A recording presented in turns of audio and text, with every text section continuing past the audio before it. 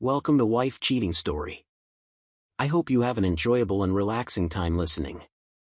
Let's get started.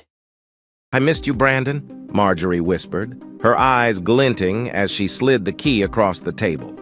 Cullen sat in his truck, watching from a distance, heart pounding as the love of his life walked arm in arm with another man into the Comfort Inn. It wasn't the first time, but hearing her say it, "I missed you," too burned like fire. For 14 years, they had built a life together, raised their son, and shared dreams. Now it all unraveled in whispers and hotel keys. How does a man confront betrayal so deep without shattering everything he's fought to protect? I don't really understand how everything turned out the way it did. I wish I knew how to stop it. It's a sad story, and sometimes I wish things had been different. But here it is. It's not complete, but it's a start. My name is Cullen Culverson. I'm an engineer, a hardworking surveyor, and someone who likes to plan. I believe in using my brain instead of just feelings. I also believe what the Bible teaches, and I go to church. But this isn't a story to preach about religion. So here we go. I went to a good college in Western Pennsylvania, got my degree, and did the necessary work to become a licensed surveyor. After a few years of working for others, I started my own business.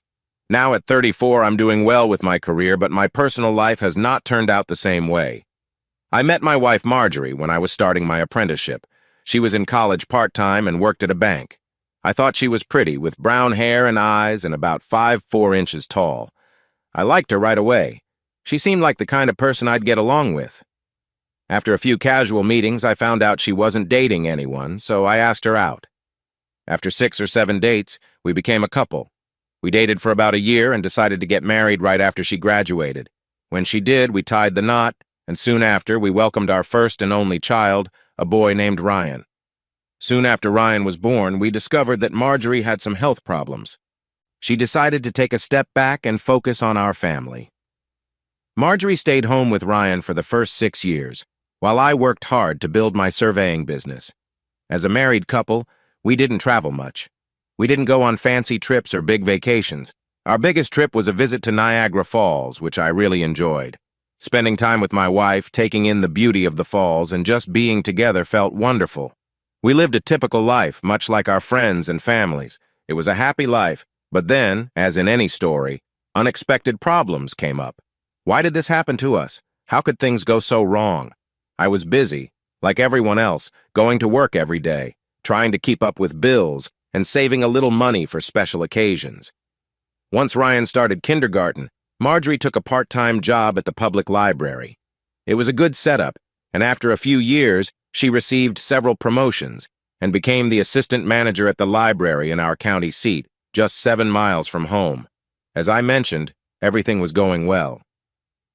Although she worked most Saturdays, Marjorie finished her shifts around 3 most days, except for Wednesdays when she worked longer hours. I often set aside Wednesdays for my more distant surveying jobs. Most of those jobs were nearby, but sometimes they took me farther away. Even with longer trips, I usually got home on Wednesdays by 6 or 7, and often even a bit earlier. Just so you know, my workdays started before sunrise, so I generally left home before Marjorie or Ryan were awake. By the time Ryan was in middle school, our work patterns were pretty regular. With Ryan older, Marjorie was able to work a bit longer.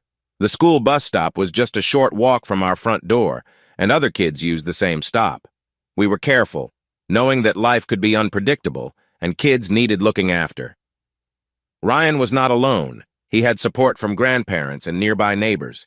In fact, Marjorie's mom made a point to be at our house on days when neither Marjorie nor I was home when Ryan got off the bus. One Wednesday in August, the days were long and hot, making it a good time for work. I had gone to college with a friend from northwestern Pennsylvania, and she was having a hard time finding a dependable surveyor. Remembering me, she called and asked if I could help her right away. I took the chance and set off for northwestern Pennsylvania. I left early before dawn, hoping to finish everything in a single day. It was a bit of a stretch, but the farm was small, with only 12 lots to set aside for homes, and the rest for businesses. I thought I could get it done, but if not, I would stay overnight and finish on Thursday. As it happened, I did need the extra day. but that wasn't what made the trip special. While I was there, out in a lovely field of soybeans, my cell phone rang. It was a friend back home asking if she could see me when I returned. Since she was a nurse, I thought her call might not relate to my work, but you never know. She could have new neighbors with questions. We decided to meet the next day at the local ice cream parlor, Schwartzman's, which is famous for its homemade ice cream. We settled on 3 in the afternoon. When I arrived, she was already sitting and enjoying a butter pecan cone. I ordered the same and took a seat beside her. "So, what's up?" I asked. I could have asked how she was doing, but I was really curious about the unexpected call. She took a big lick from her ice cream cone and said, "Cullen, I want you to know I value your friendship. I really appreciate the relationship my husband and I have had with you and Marjorie." I sensed a pause and jumped in. "But, look, I'm sure there's nothing serious, but it's about Marjorie." She hesitated, and I figured what was coming wouldn't be good. Then she asked, "Have you ever heard of the Perryville Diner?" I replied, "Well, yeah, I guess so. It's a place around Chambersburg. I've heard it has good food, but I've never been there. Why?" She stopped eating her ice cream, and it started to drip. She sighed deeply. "I've seen her there, twice." Unsure of where she was going with this, I said, "You know she works at our local library. She might have been there for something, maybe a meeting or to plan an event. She does that sort of thing." "Cullen," she said, "I hope that's true, but I don't know. Being a nurse, I sometimes travel. There are a lot of nurses where I work, but the Chambersburg Hospital is short-handed. I go up there to help out now and then. It adds a bit to my paycheck. I often stop at the Perryville because they're not crowded in the early afternoon, and they have great salmon." She threw away her ice cream cone and sighed again. "This is hard. Cullen, I think she's seeing someone." I felt a knot in my stomach. Seeing my reaction, she rushed on, "There's a Comfort Inn nearby. I'm sorry, but I've seen her with a man during lunch, and then they went into that Comfort Inn." She leaned back a little and tried to smile. "I'm sure it's nothing. Knowing Marjorie, there's probably a good explanation. If it had only happened once, I wouldn't have thought anything of it, but it's been twice, and both times on Wednesdays." I was stunned. I knew what she was suggesting couldn't be true, but I still asked, "Anything else?" "No, nothing, I guess," she replied. "They didn't seem affectionate or anything. They just ate, got up, he left some money, and then went down to the Comfort Inn, each driving separate cars." "Did you see them go in?" She looked like she wanted to cry. "Yes." "Was it in the middle of the afternoon?" I asked. "Yeah, around 2 p.m. "Did you notice anything else? Like what cars they drove or signs of closeness?" She said, No signs of closeness, just a few smiles maybe. Cars? I know Marjorie drives a dark blue Subaru Outback, I saw that.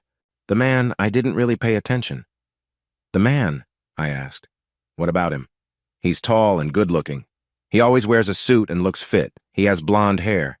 He always appears confident, like he really knows what he's doing." I felt a bit worried, but it was nothing serious. Marjorie and I fit together perfectly, like a hand and a glove. "Listen," I said. "Call me if you notice anything else, okay?" My friend stood up, looking eager to leave. She reached for my hand and I took it. She said, "I'm sure it's nothing and I will call if I see something else." And then she left. I finished my butter pecan ice cream, got into my truck, and drove off to my next job. I decided to move on and not think about it unless my friend called again. My friend had called on a Wednesday. I went back to work and put it out of my mind. That evening, when I got home, Marjorie had ordered pizza. We ate and watched a bit of the news. We quickly showered and went to bed. I guess this is when I should talk about our togetherness, but honestly, those moments don't happen often on Wednesday nights. In fact, most weeknights are a bit quieter. I've heard that some people go out, have a few drinks, feel excited, and end up having fun all night. That has never been us. Who really feels that way after turning 25? Plus, if there's any excitement from outings, it usually happens just before we pick up Ryan from his grandparents. The real connection happens on the weekends, especially Saturday mornings before Ryan wakes up or after church when we have the whole house to ourselves. Okay, let's explore this a bit. What kind of connection do we have? Isn't that a bit personal? All I can say is that for almost our entire marriage, it has been warm and loving, with some playful moments, but nothing too wild, just the kind of fun everyone enjoys. I can share a few lighthearted things. We've played games like hide and seek around the house, with Marjorie sometimes pretending to be a sweet character while I acted silly. In those times, I would playfully surprise her, keeping the mood light and joyful. Sometimes we switch roles. I got a set of playful props that add a fun twist to our games. Occasionally, I would gently guide Marjorie, encouraging her to move freely while I followed her with a light touch. It's all part of the fun we share. We have a nice backyard with an above-ground pool and a couple of sheds. Picture those sunny Sunday afternoons when everyone else is home, and we relax together on a blanket outside. The excitement of taking small risks together makes it all the more enjoyable. I can't help but think that some of our neighbors might have noticed our playful activities. We also have a slip and slide for Ryan and his friends. Just imagine the fun during those warm Saturday or Sunday nights. With the kids at their grandparents', we enjoy the nice evening while the outdoor lights shine down on our little adventures. I'm a surveyor, but I have friends who are police officers. There's something extra amusing about a lighthearted chase, like when someone grabs a snack from the pantry. It's all in good fun, making sure that everyone is included and having a good time. Okay, I'll admit, sometimes things get a bit lively. Marjorie once got upset with me over a misunderstanding about a neighbor being friendly. She showed her feelings while holding a kitchen tool. I carefully took it from her, making sure we talked about our feelings openly. Our talks sometimes lead to moments of understanding that bring us closer together. Can anyone really doubt that feeling such emotions shows how deeply engaged someone is in their relationship? I've always loved my wife, and I know she loves me. On Thursday, we got a call from Marjorie's parents. They said they had a surprise and wanted to take us out to dinner on Friday. Marjorie and I both happily agreed. On Friday, I put on a clean blue button-down shirt, a tie, and light brown pants. I felt quite sharp. Marjorie wore a nice yellow blouse and dark brown pants, looking wonderful. We even convinced Ryan to wear tan jeans and a polo shirt. I was never a big fan of polo or rugby styles. I guess it came from middle school when some boys acted like they were better than me because of my background as a farmer. It was challenging, but I managed. Once there were two boys who often needed rides for big school events. I had an old Ford pickup, and when I didn't have a date, I offered to drive them to a ferry ride on Lake Erie. During the ride, they complained about how uncomfortable my truck was. Frustrated, I stopped and told them to get out. They didn't believe me at first until I hinted at consequences. Even though I wasn't sure I could handle them both, they got out anyway. Like me, they didn't have dates, but I had someone waiting for me, a girl who was shy about her parents knowing about me. Today, those two still live at home and struggle to find jobs. Maybe if they had a better attitude, things would be different for them. Marjorie's parents picked us up at 4 p.m., and we were off to the local Texas Roadhouse, which is why we left early. We arrived after a short wait, and Ryan and I enjoyed some free peanuts while I wondered how families with peanut allergies managed visits to such places. We were seated, and our waitress came over to take our drink orders. Marjorie's dad ordered a classic drink, and Marjorie and her mom each picked something fruity. I just went for a beer, keeping it simple. Dinner was wonderful. Marjorie and I decided to share the sirloin tips and a side of ribs, while Ryan chose a filet mignon that I knew he probably wouldn't finish. Marjorie's parents got ribs and ribeye. The food was just as good as we expected, and our waitress was nice. We spent most of our time enjoying our meal, but we talked a bit too. As I sat there finishing my portion, I thought about a conversation I'd had with a friend. I'm not someone who crosses the line, but sometimes thoughts can come up unexpectedly. I looked around and asked, "Has anyone ever heard of the Perryville restaurant in Chambersburg?" When no one replied, I asked Marjorie, "During your library trips, have you ever eaten at Perryville? I hear they have great salmon." Marjorie's mom spoke up, "I've been there. Didn't like it much." "Really, why not?" I asked. "I went there years ago with the women's club. Everybody praised the salmon, but I found it dry and not very tasty. Someone said they might use farm-raised fish, which can sometimes be poorly fed. I just thought my fish didn't taste good." Marjorie's dad added, "That way of raising fish is called pisciculture." I looked around. No one seemed to know that term. Then Marjorie said, "You should have asked for their special sauce." Her mom asked with surprise, "They have a special sauce?" Marjorie seemed to realize she had mentioned something she shouldn't have, saying, "That's what I heard." As I sat there, I felt a bit uncomfortable. I turned to Marjorie, asking again, "Have you eaten there?" She seemed a little nervous and replied, "No, but a couple of people I work with really like their fish." Then she focused back on her meal. I thought that my wife hadn't done anything wrong. There might have been a mix-up, but it wasn't worth worrying about. Marjorie was still the caring wife I had always known. I felt a little guilty and thought maybe I could show her some extra kindness when we got home. Then Marjorie's dad said, "I guess we should tell you why we asked you here tonight." I looked up, as did Marjorie. Her dad continued, "Your mom and I have decided to move." Marjorie and I had kind of seen that coming. Her mom wasn't as lively as she used to be, and her dad had health issues. I asked, "So where are you moving? One of those nearby condos?" He replied, "No, Arizona." Marjorie was surprised. "Arizona? It's too cold up here for us anymore, honey.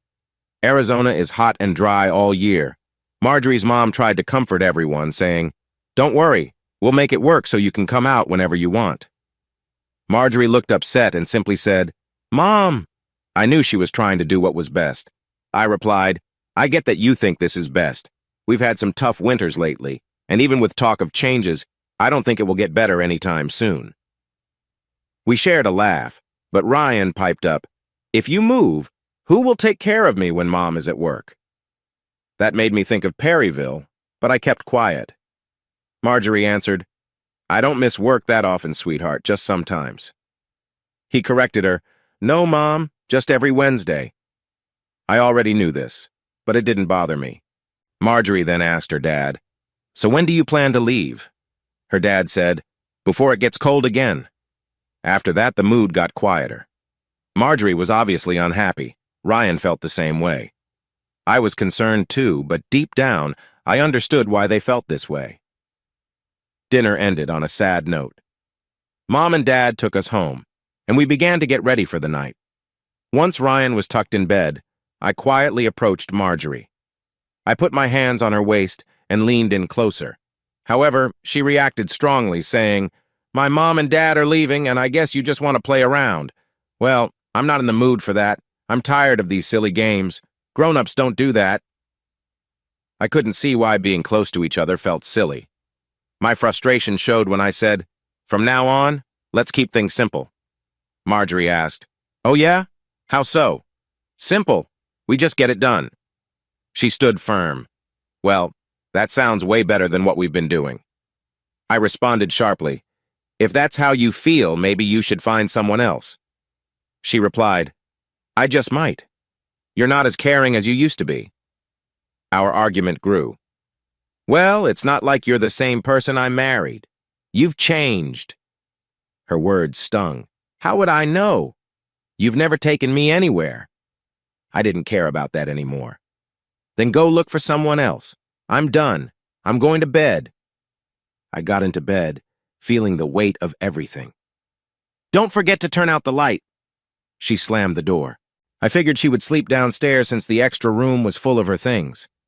I rolled over and tried to sleep, but I couldn't. I felt awful. Saturday was quiet. It was summer, so Ryan was out with friends. Marjorie was doing laundry, and I had work to do outside and some papers to fill out later. Sunday started with church, and after that, Ryan was gone again. I thought about talking to Marjorie, but she didn't seem interested. I sensed there was some tension between us. Monday came, and like any other workday, I left before my wife and child were awake. Mondays are pretty normal for me. I wake up early, usually before the sun rises. I spend some time going over paperwork, then I check in with my secretary about any last-minute changes or updates. After that, I head outside. Of course, my plans can change quickly. A lawyer might call, a bank might need something, or a homeowner might have an urgent request. I have to stay focused and alert. This job is competitive. The rest of the week, Tuesdays, Wednesdays, Thursdays, and Fridays follows a similar routine. I enjoy being outside, but I keep my phone and laptop in my truck just in case I need to look at something in more detail. When I got home on Monday evening, Marjorie seemed a bit warmer, and by Tuesday, things felt almost normal again. I even thought Tuesday was quite nice. But then, On Wednesday, around 2 p.m., things changed. I was outside looking over a field behind an old farmhouse when I saw an old horse lying near a ditch. It looked like it might be in trouble. I went over to check on it, and thankfully the horse stood up. I felt relieved. Just then, my phone buzzed. I looked at it, and it was my friend from the previous Wednesday. I hit call. "Hello, Cullen?" "Yeah, it's me. How's it going?" "I'm sorry, but I saw them again. They went into the Comfort Inn. I followed them this time. It looks like they got a room and took the elevator. I'm really sorry, Cullen." I was busy and didn't want to deal with this news. I said, "Yeah, me too. Can I call you back?" "Sure. Whenever you're ready." I had no plans to call her back. Instead, I walked down the ditch bank to a large rock. My phone had an app that could link with Marjorie's phone GPS. I fiddled with my device. My fingers were a bit clumsy, so it took a few tries, but I got it to work. I watched as it quickly showed her location. Yes, she was in Chambersburg, right on the same street as the Comfort Inn. That was all I needed to know for now. I closed my phone and went back to my work. I've never been good at keeping my thoughts separate, so I couldn't stop thinking about Marjorie. Even so, I managed to get things done. This Wednesday was particularly hard. I really struggled to focus. I kept telling myself, this can't be right. There has to be a reasonable explanation. Marjorie wouldn't be unfaithful. That's just not her. Maybe she's at work, involved in a meeting somewhere. I had been to meetings before in other places, and sometimes they were held upstairs in different buildings. On my way home, I pulled over and used my iPhone to find the number for the Comfort Inn outside Chambersburg. I called, and a friendly voice answered, "Hello? I'm calling from my car. A few of us were wondering if you had any conference rooms available soon." The young woman on the line replied, "We have 2 rooms. Would you like me to book one?" I asked. "Are either of them upstairs? I mean, not on the ground floor?" She answered, "No, sir. Both are on the first floor." "Nothing upstairs?" I asked again. "No, sir," she confirmed. I thanked her and ended the call. Well, that settled that, didn't it? Now what? Should I talk to her? Do I have a direct conversation tonight? I decided against it. We had just had a tense moment the other night. Her parents had upset her with their decision to move. I needed to be careful with my approach. I still believed there had to be a good reason for everything. I got home late. Marjorie was in the living room watching TV while Ryan was already in bed. Maybe I could see if she wanted to talk tonight. The first thing I noticed was how tired she looked. "Gosh, Marjorie," I said. "You look worn out. It must have been a long day." "Terrible," was all she said. I really wanted to talk. I missed the closeness we had before that night. I took off my boots and set them aside, and as kindly as I could said, "Maybe I could help you relax?" She looked at me with mixed feelings. "I know how that often goes, and I'm not interested." "No," I said. "I see you're tired. I just want to help you feel better. You can take those boots and put them outside. That would really help." I thought, so much for being the caring partner. Trying to connect more, I said, "You know, I had a tough day too." Then I stretched the truth a bit. I found a hurt horse and helped a farmer with it. She waved her hands. "Whoa! A horse!" "Well," I continued, "what about you? What made your day so hard?" She stood up. "Forget it." "You wouldn't understand," she said as she started for the stairs. "No," I replied. "Try me." "Forget it," she said. "You're too immature." That was a new one. She clearly showed her frustration. I countered, "I get it. I'm not good enough, not smart enough. Maybe you need someone else? Maybe I just don't measure up anymore." Then she hit me with it. "Maybe I do, and maybe you don't," she said, going up the stairs. I sat down on the sofa where she had just been. I looked around our home. I was in the living room. To my left was the dining room. Everywhere I looked, I saw years of our life together. Our wedding picture on the dining room wall, the little bride and groom figurines from our cake now in the cupboard with the good dishes, our anniversary picture, and pictures of her holding Ryan and of me with Ryan. There were other items. The praying hands she wanted. The model of the USSI looked around the room and saw items that once held special meaning for me. The Constitution in the bay window was a gift from her last Christmas, and the curio cabinet displayed precious moments figures. There was even a vase I had bought that had our names engraved on it. Now these things felt like reminders of a relationship filled with disappointment. I realized that something important had slipped away from us. It seemed we were at a crossroads. I knew I had to act, but how? I needed to think it through. Thursday and Friday passed quickly. Saturday was busy with chores. Sunday came and went. Monday and Tuesday felt like they dragged on. Finally, it was Wednesday, and I knew it was time to do something.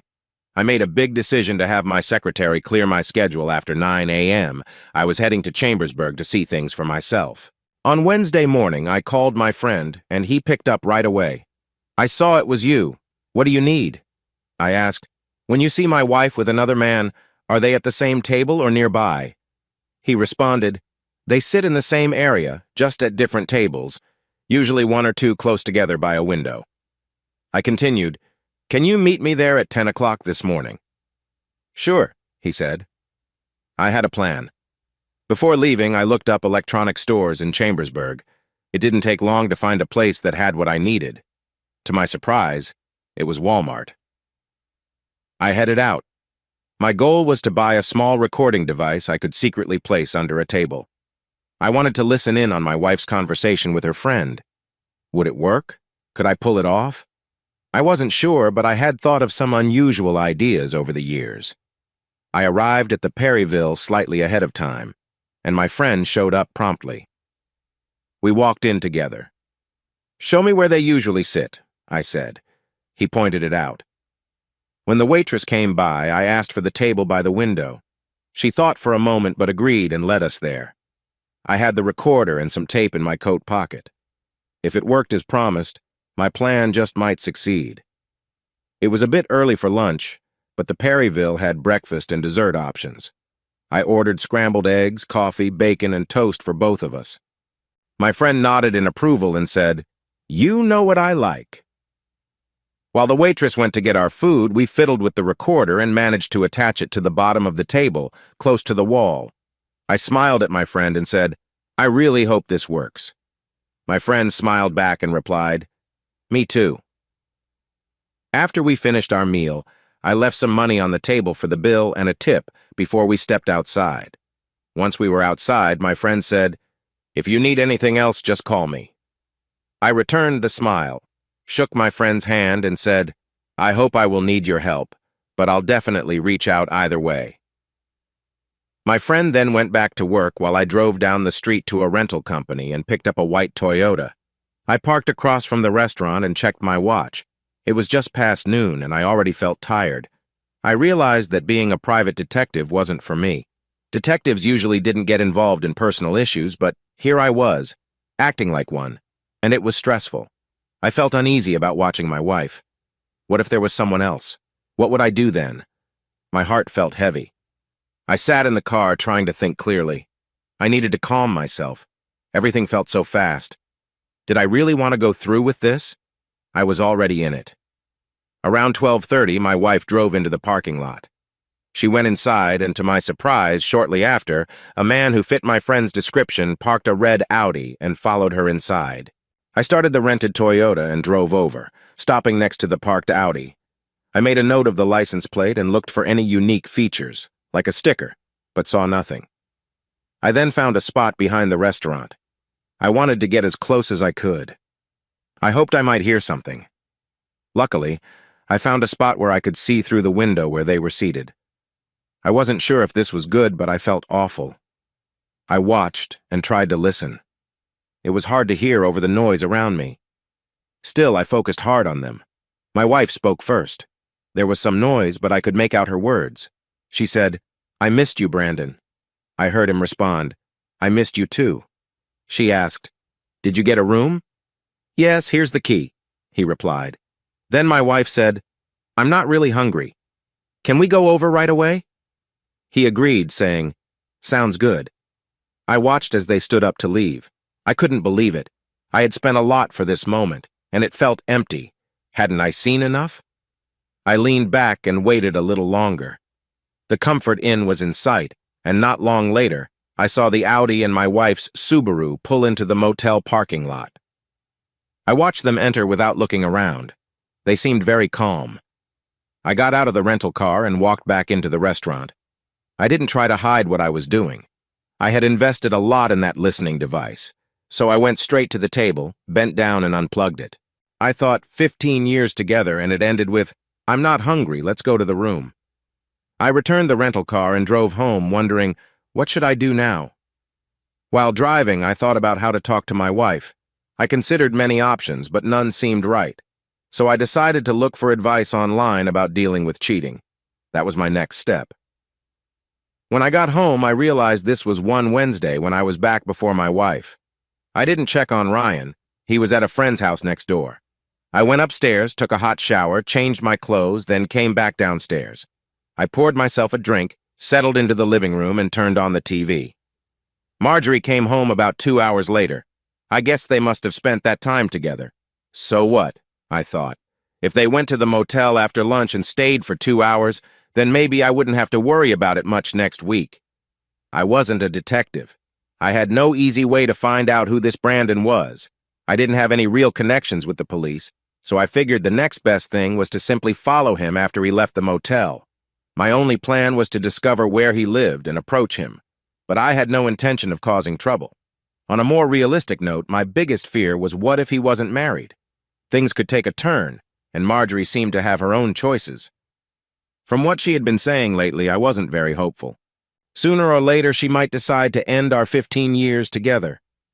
My second thought wasn't pleasant. What if they grew tired of each other? That would leave me with an unhappy wife looking for someone else. I really didn't want that. But if they kept meeting and he was married, I thought I might have a chance. So as I sat there watching TV and waiting for my wife to come home, I kept wishing, oh, please let Brandon be married. When Marjorie walked in, she moved casually through the door. I watched her, wanting to laugh but holding it in. She thought she was being smart. I hated to admit it, but I felt a bit sad about everything. Even though I knew almost everything, I still cared for her. Yes, I loved her, but we were in a tough spot, and I wasn't happy about it. Soon, I would need to do something. At the dinner table that night, we managed to be polite to each other. I didn't think Ryan noticed anything strange. The next few days, Thursday, Friday, Saturday, and Sunday, went on in the same way. When Monday came and I was back at work, I decided to call my friend. I knew when they would be at the hospital, so I reached out early that morning. "Hi, how are you?" I asked. "I'm good. How about you?" my friend replied. I shared everything I had learned and the idea I was thinking about. My friend liked the plan, and we agreed to talk again in a couple of weeks. By Wednesday, I found myself back across the street from the Perryville. They followed the same routine. Marjorie went in first, and after a few minutes, Brandon followed. That was good. It seemed like they had a steady pattern. Soon, they both left together, got into their cars, and drove quickly to the Comfort Inn, entering separately. I figured I had about a 2-hour wait, so I settled into my Honda, a different rental this time. Sure enough, almost like clockwork, they came out first her, then him. Marjorie drove off without looking his way. He got into his car and headed down the highway. This was the moment I had been waiting for. It was going well, but he was driving fast. I managed to follow him for about half an hour, but not far from State College, I lost him. Even though I had lost him, I felt I was close. What if he was a college professor? That could make sense. Marjorie saw herself as a writer and had even written some things. What if he was a literature professor at State College? To Marjorie, that would make him someone important, wouldn't it? I would have to wait another week for more progress, but next week I'd pick up right where I lost him. On the way back, I kept thinking, now I had him. But about a mile from the car rental place, I got a great idea. Why not buy a GPS? I could put it under one of his car's fenders, and then I wouldn't have to chase him anymore. That might work, but before doing that, I decided to buy one and attach it to Marjorie's car. It would be like a practice run. If it worked with her, I would be all set. If it didn't, I could still follow my instincts. Day after day, it felt like I was going through the motions. It was strange, in a dark way, how I solved my problem while the pain about Marjorie didn't hit me, at least not during the day. At night, lying next to the girl I once cared for deeply and listening to her breathe, I found it hard to sleep. It was overwhelming. I wanted to let my sadness out. I knew I would get through it. All the hurt and sadness would fade. In the meantime, I went to the store, bought a GPS unit, and hid it in Marjorie's trunk. Sure enough, I could track where she was. The next step? When Wednesday came again, after Brandon went into the restaurant, I planned to place it in his car. I would follow his little Audi without worrying about getting lost or being seen. Another Wednesday arrived. I watched from across the street. This time I didn't bother renting a car because I thought Marjorie wouldn't notice. They followed the same routine, first Marjorie, then Brandon. I crossed the street and used duct tape to attach a GPS to the back of his car just above the bumper. Shortly after, they left and went to the Comfort Inn. Like clockwork, 2 hours later, they came out. Marjorie headed to her car and home, and I hoped Brandon was going home too. This time, even though it wasn't necessary, I still followed him, but not like before. I had a plan to keep track of him. As I focused, my stomach tightened. I had to admit, I was having a hard time eating lately. I needed to talk to my friend. She had faced problems in her marriage, but they had worked things out. She could offer me some helpful advice. I followed Brandon's car, which had stopped. I took an exit off the expressway, drove along some winding streets, and entered an older neighborhood with mostly split foyer homes. Then I spotted the Audi. But then I noticed something I had missed before: a parking permit on his windshield from State College. I pulled across the street and looked around. There was a mailbox with the name Severide on it. So I was at the home of Brandon Severide. It was clear this was a family house. A small bicycle leaned against the side, likely belonging to a child. He had a daughter. Flowers were neatly planted in the front yard. Someone obviously cared for the garden. A windmill stood beside the house, probably for his well. Suddenly the front door opened. Out came a man, a woman, an attractive woman who was smiling, and 2 girls, both skipping down the sidewalk. They headed to a car parked on the street, a RAV4 that clearly belonged to her. I wondered where they were off to. Did I care? Not at all. I waited a moment until they drove away. Brandon even glanced in my direction, but he didn't recognize me. I started my truck and slowly drove off. Now that I had his name, my next step was to check the college records since faculty names were public information. I felt a thrill as everything started to connect. I parked in a quiet lot at a mall and pulled up the college faculty records. I was looking for Brandon Severide. I scrolled down the list and finally, there he was, an associate professor in sociology. What good luck. I remembered a comment an old economics professor once made during a long lecture. A group of social scientists gathered to talk about important issues. One historian stood up and mentioned that economics was the most boring social science. Everyone went quiet, especially the economists in the room. Then, an older economist, who probably remembered the ideas of Thomas Malthus, stood up and said, "No, sociology is much worse." This made me think about my wife, who had been spending time with a sociology teacher. I felt uneasy. What were they talking about while sitting together at that table in Perryville? Did they discuss social issues or look at how class affects daily life? I opened my truck door, feeling a wave of emotions. I had everything I needed. The pieces were coming together. I just wanted to make one more stop. I wanted to see my friend. I parked in the mall lot and called her. She picked up on the second ring. "Hello, Ginger?" I asked. "Yes, Cullen, that's me," she replied. "When can I meet you?" I asked. She answered, "Have you worked through your problems with Marjorie yet?" I said, "No, but I wanted to talk about what happened with you and Rich. I really want to know more."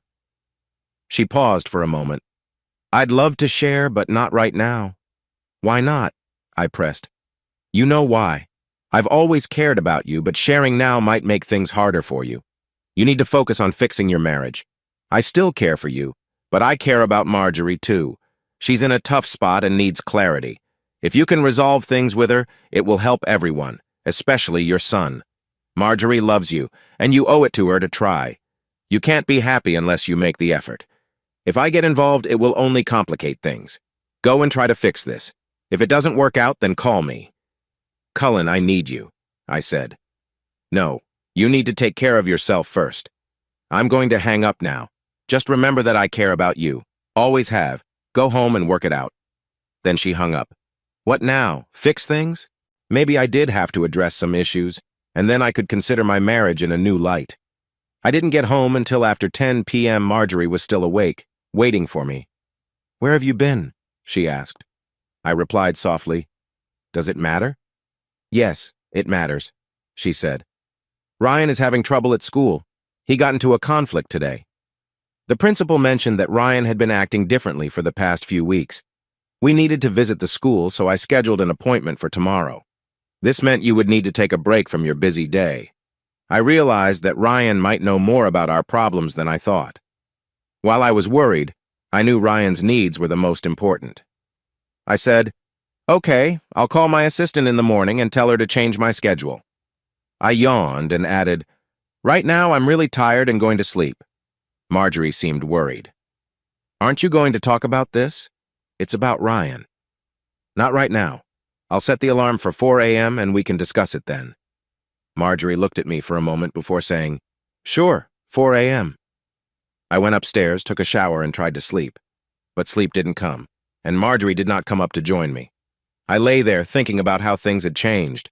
Ryan had always been a good student. He had a lot of friends, never missed school, and kept good grades. He was an example for others. I loved him dearly and would do anything for him, but there was one worry on my mind. The next morning we woke up and Marjorie had brewed some coffee. She looked tired, which made me feel uneasy.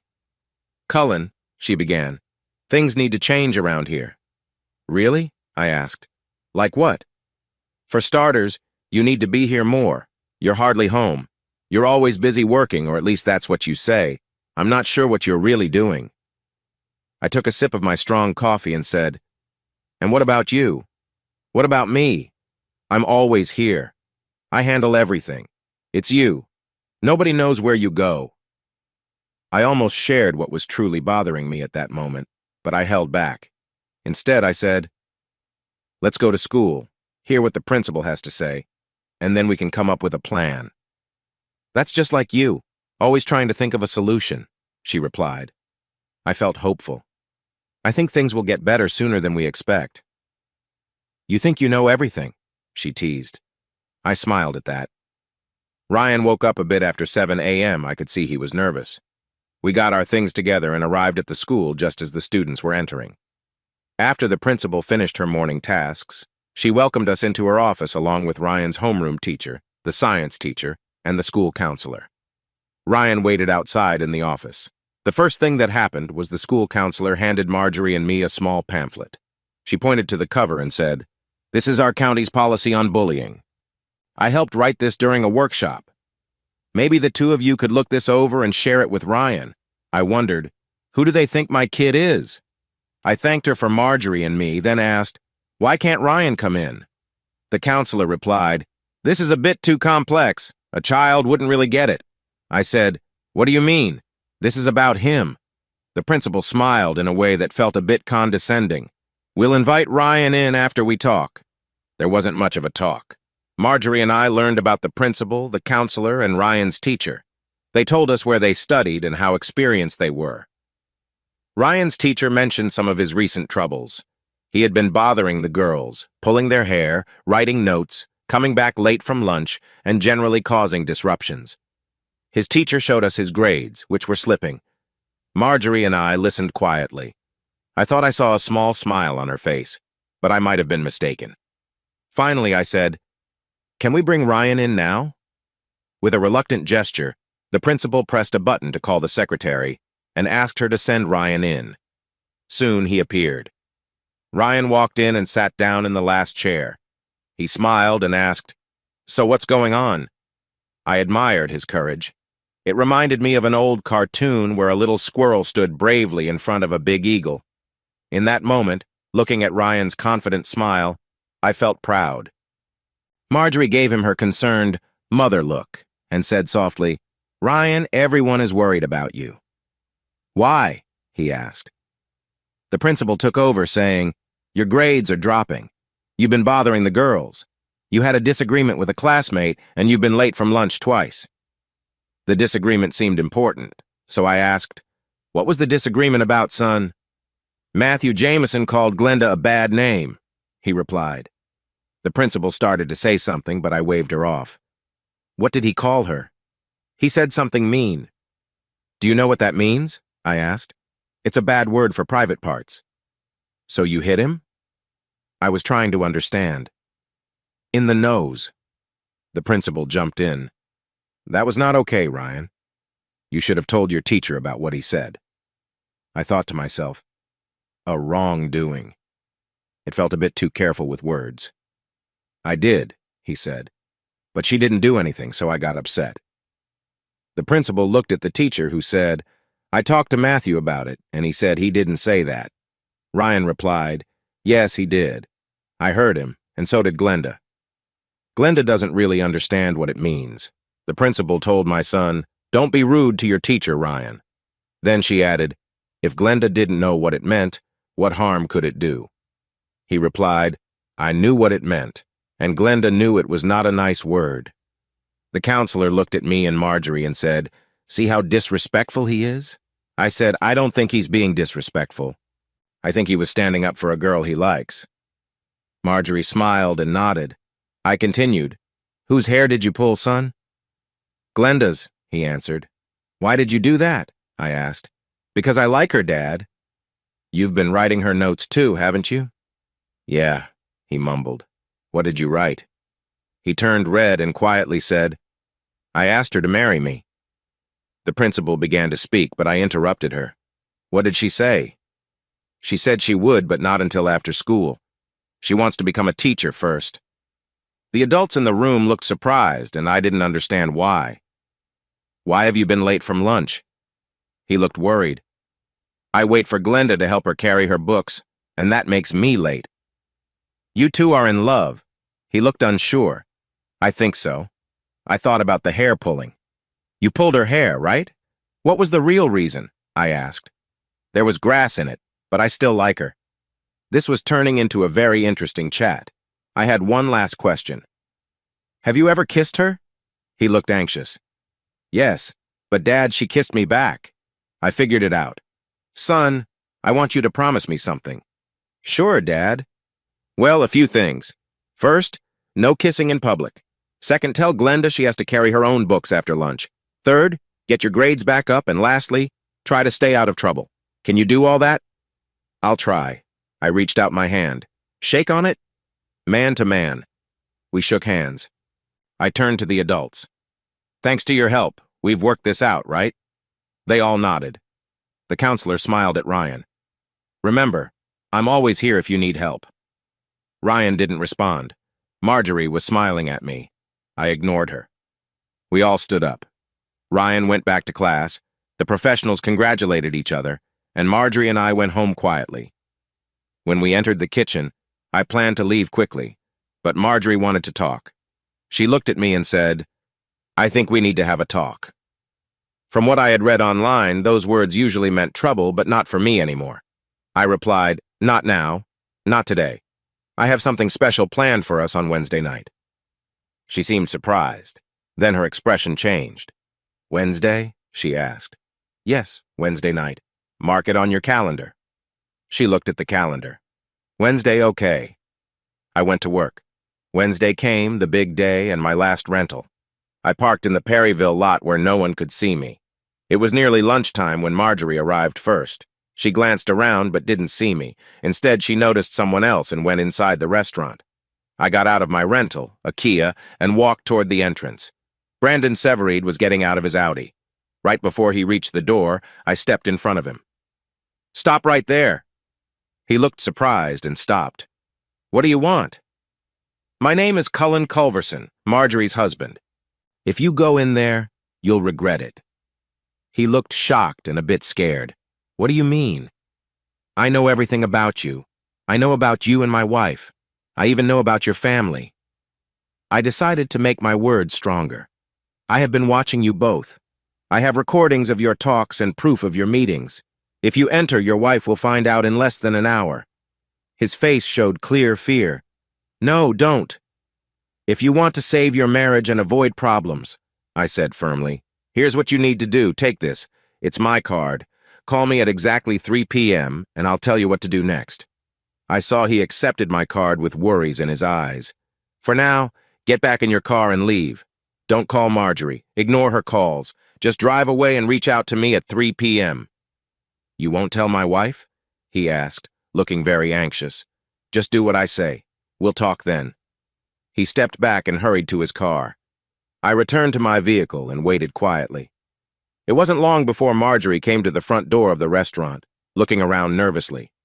She looked around and then went back inside. A minute later, she came back out, looked again, but went inside once more. Finally, she came out, got into her Subaru, and drove away. Part 1 of my plan had worked perfectly. Now it was time to prepare for my 3 p.m. call. I made sure Marjorie had left, and then I entered the diner. I walked up to the cashier and asked for the manager.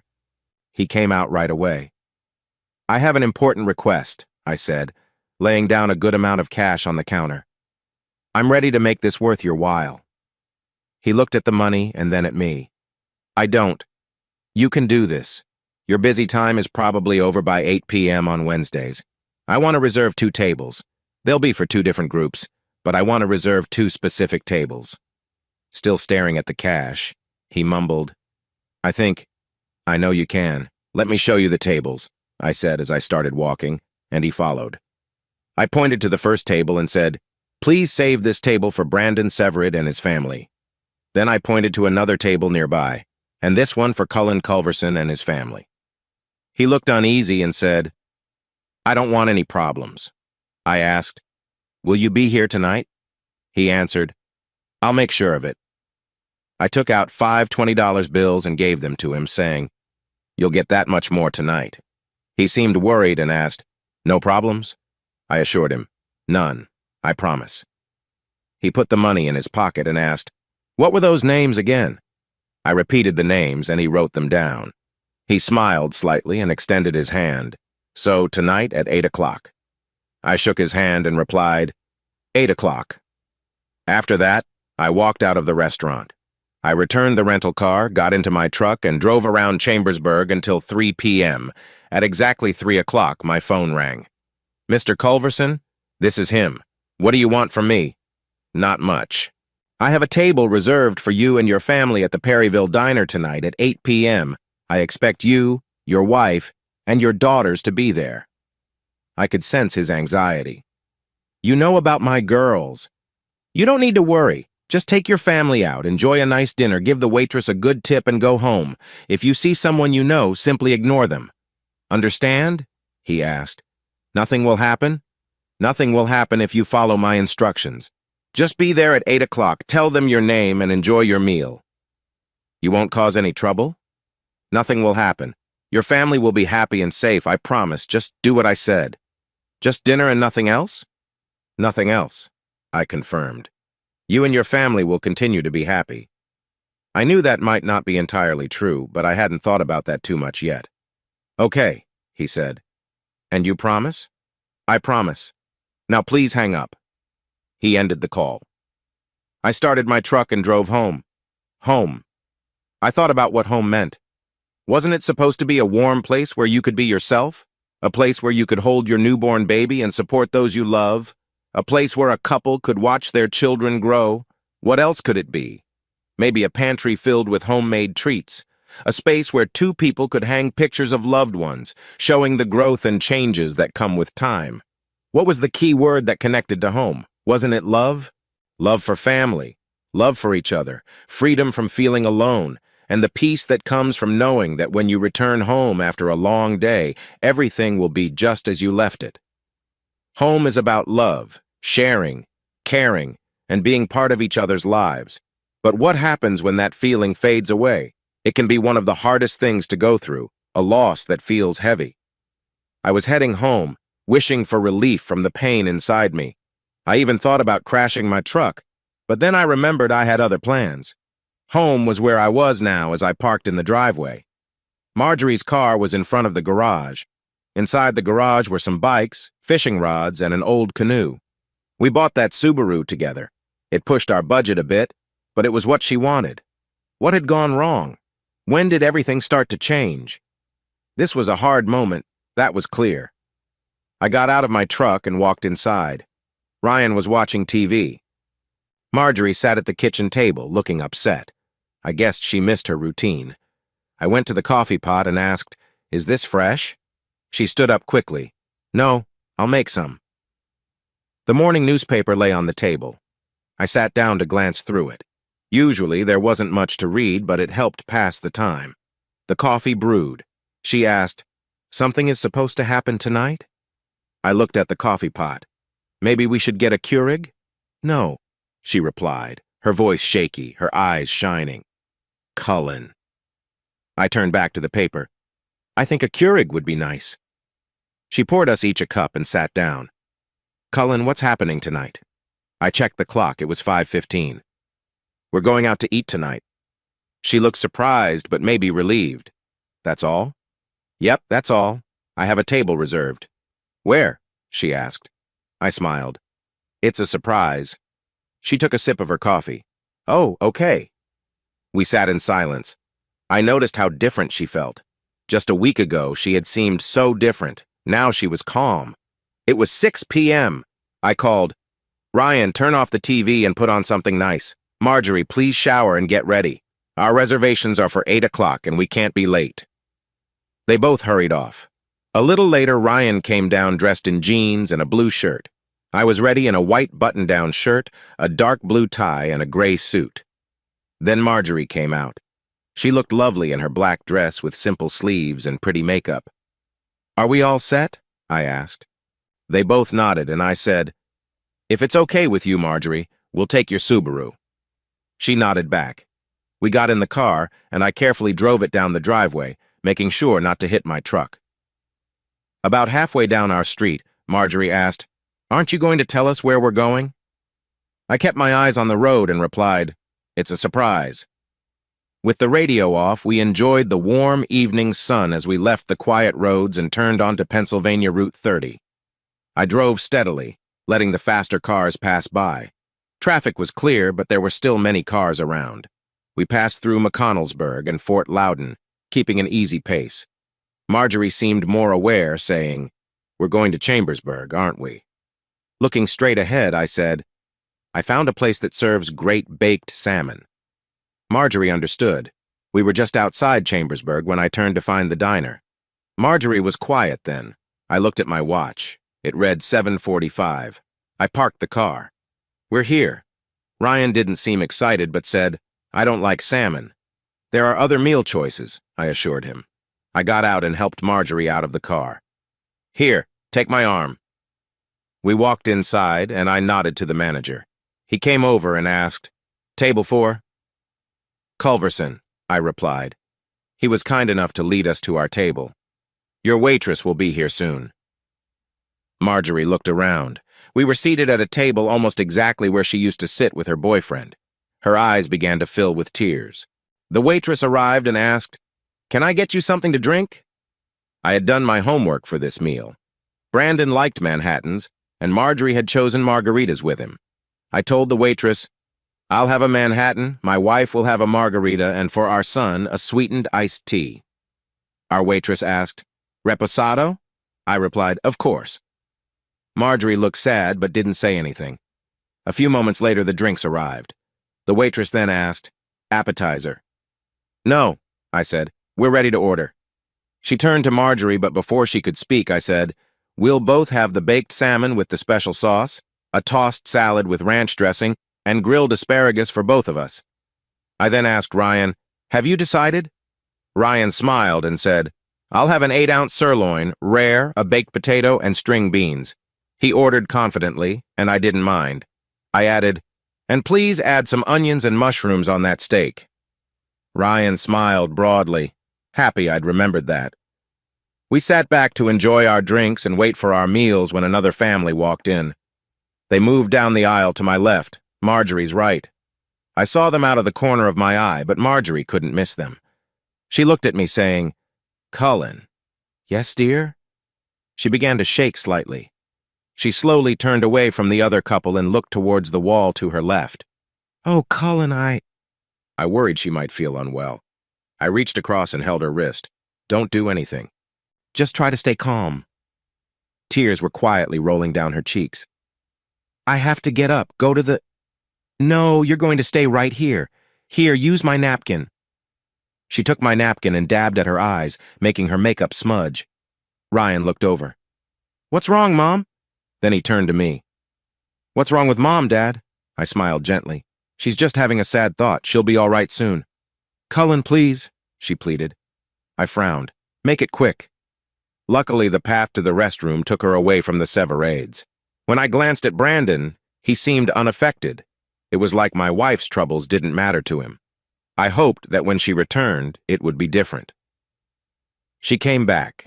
She had cleaned off her makeup. She sat down, her eyes red and hands shaking. I get it. You've won, Cullen. Can we go home now, please? I gave her a calm look. I wished she could stay, but I thought of Ryan and how it might affect him. So instead, I signaled our waitress. She approached us.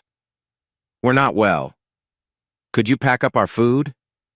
The waitress nodded quickly after seeing my wife's state. Ryan looked from his mother to me. We're not eating? Your mom isn't feeling well.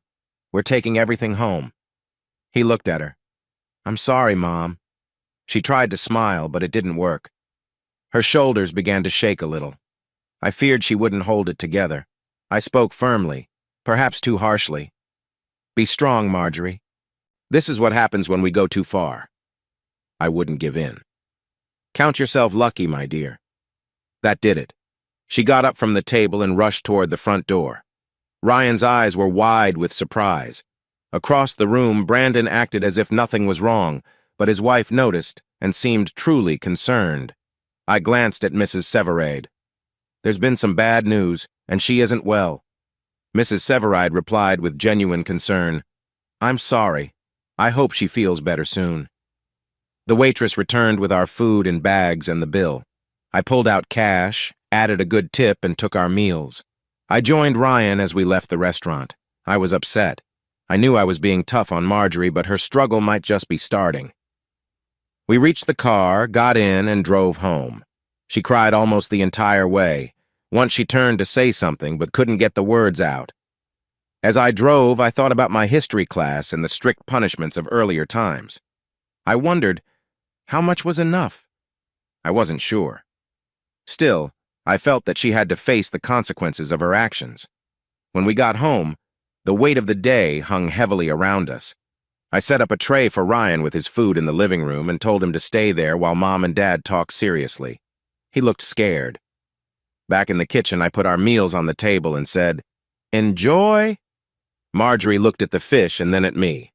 I'm not hungry, she said, starting to whine. I leaned in and whispered gently, Eat the fish, Marjorie. She looked scared and knew I wouldn't hurt her. She sniffled and gasped a bit, but slowly started to eat. I didn't eat. I just watched her and felt a little sick. I sat up and leaned toward her again. I said softly, Marjorie. Suddenly, she dropped her fork and hurried across the table to me. Kneeling, she wrapped her arms around me. Cullen, oh, Cullen, she cried. I lifted her onto my lap, and that made her cry harder. Let's get Ryan settled, then we can talk, I said, hoping to pause this moment. She stayed quiet, tears running down her face. Ryan came into the room, looking very scared. I glanced at Marjorie and gently shook her shoulder. Go pack some clothes for our son, I said, then turned to Ryan. Mom and Dad have some serious issues. Want to spend a few days with your grandparents? He nodded. Okay, I'll call them. After I got the okay from my parents, I noticed Ryan looked worried. This isn't my fault, Dad. I'll do better, I promise. This was too much. I pulled him closer. No, son, this is about Mom and Dad. You didn't do anything wrong. Remember our promise? He sniffed and said, Yeah. Marjorie waited for her parents to arrive before coming downstairs. I took the bag she packed and held Ryan's hand as we walked outside. Her dad stood by their car, looking concerned. What's wrong? How can we help? It's serious, I said. If you could watch Ryan for a few days, it would help us a lot. He took the bag in Ryan's hand. Of course, he said, helping Ryan into the car.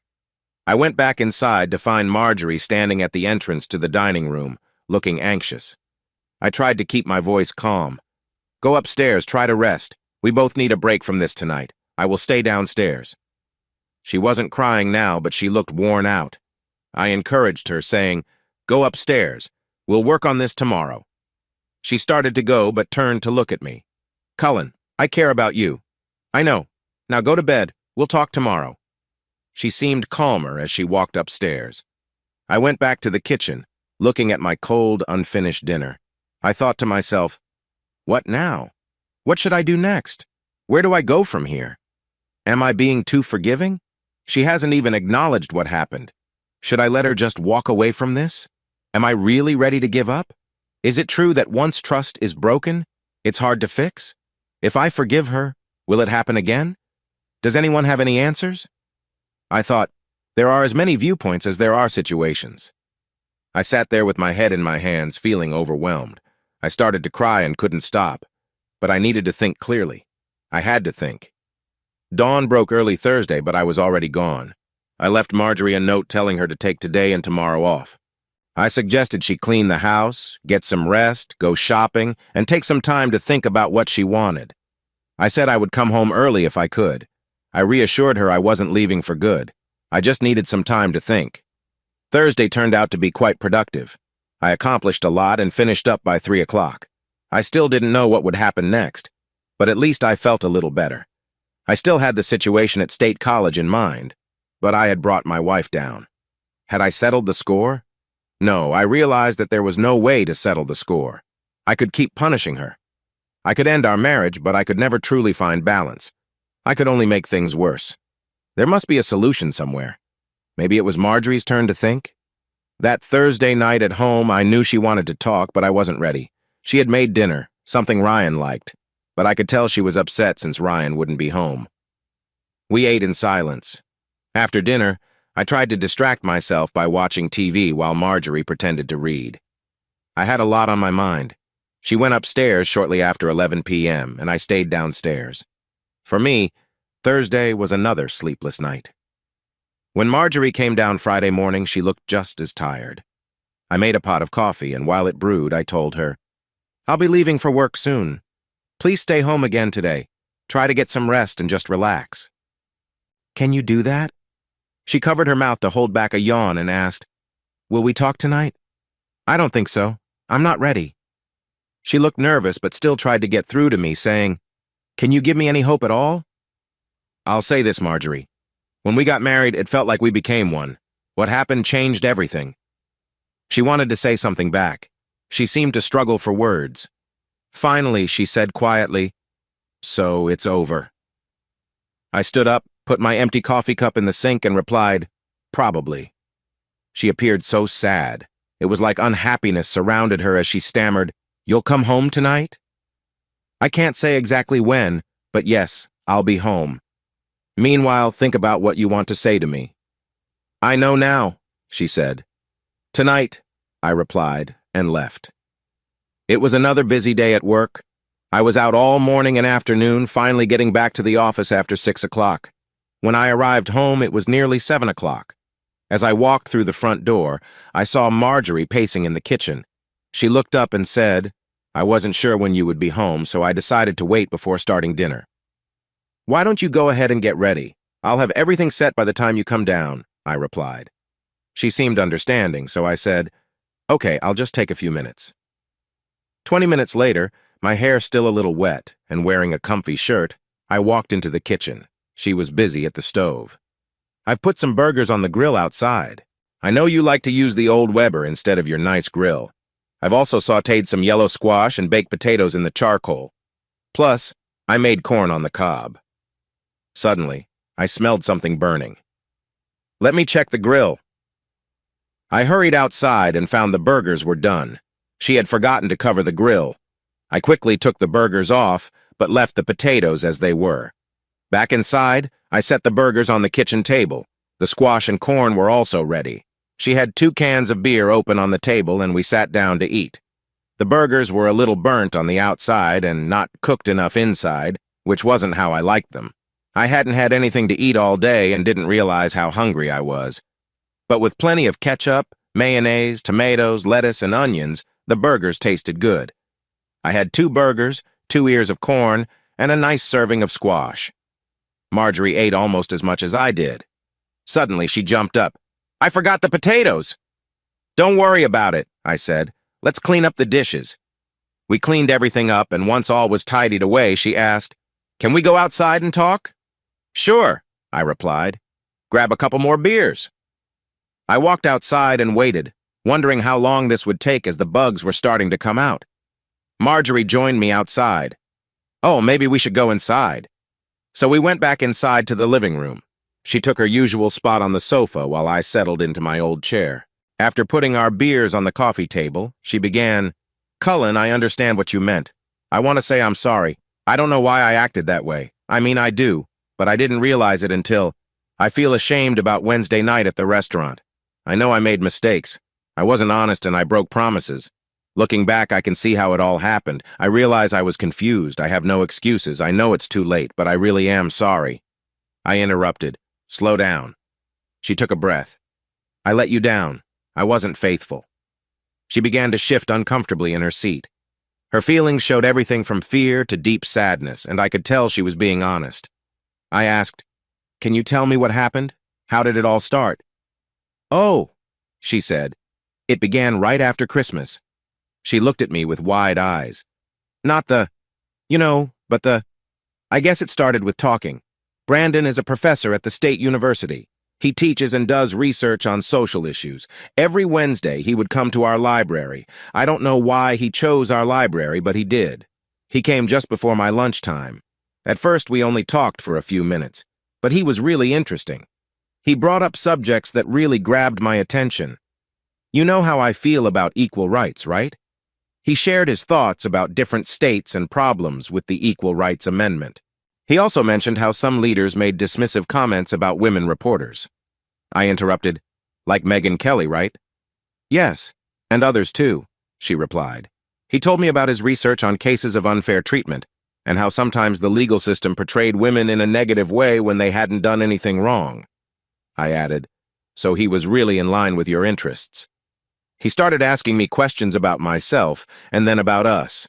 I can't quite remember how it all happened, but I began to take longer lunches and found excuses to step outside the library. Sometimes we'd eat together in his car. He often brought salads for me.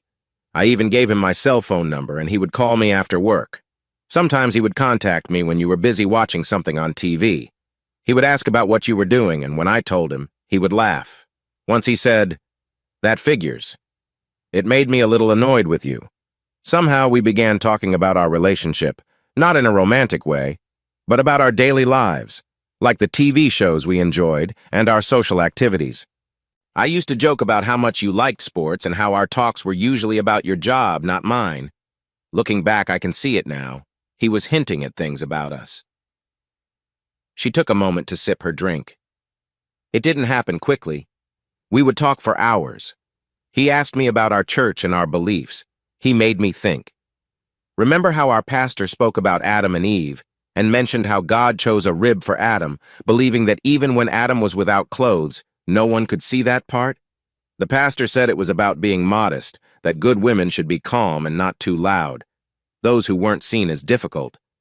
"You mean not kind, and a good partner should know when to stay quiet," I replied. She shook her head.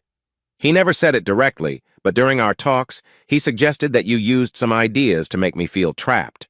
Cullen was honest, and until he mentioned it, I didn't think you were trying to control me.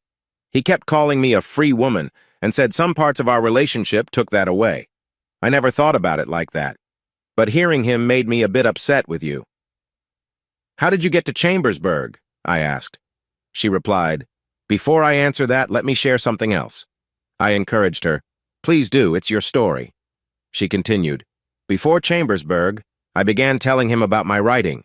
He seemed very interested in everything I said, as if it all mattered. I shared how I wanted to be a writer. He wanted to see my work, so I showed it to him. He read it seriously and asked if I had shown it to you. I said I had. He wanted to know how you reacted, but before I could reply, he said, 'He didn't laugh, did he?' Well, you had actually laughed, and then he got serious. He suggested you might have laughed because my writing was good, and you were worried I could be successful. That was the first time I heard him say anything negative about you, and I began to believe him. That's when I really started to feel angry with you." She took a breath and continued. He asked if he could share some of my work with a colleague in their literature department. I said yes, and he came back saying a woman had read it and thought it was promising. I was so excited. But then I remembered your laughter, and I felt even angrier with you. I told him you had upset me, but he said that was normal.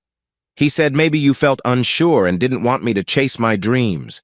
I began to think you didn't want me to be a successful writer and wanted to hold me back. As for Chambersburg, he mentioned that he was really busy with a project about social classes and couldn't visit me. That made me anxious, so we made a plan. You remember around Memorial Day when I started working Saturdays? That was so I could have more time on Wednesdays to go to Chambersburg. I wasn't completely honest to get more free time with him. I realized I hadn't been focused enough. I was thinking about her mentioning my reaction to her writing. Frustrated, I said, "Just so you know, my laughter didn't relate to what you wrote about. Remember?" She looked puzzled. I explained, "We were in one of those little study areas at your college, and you had come up with an interesting idea about a famous writer and his wife. But that wasn't what made me laugh. Don't you remember why I laughed?" She looked confused.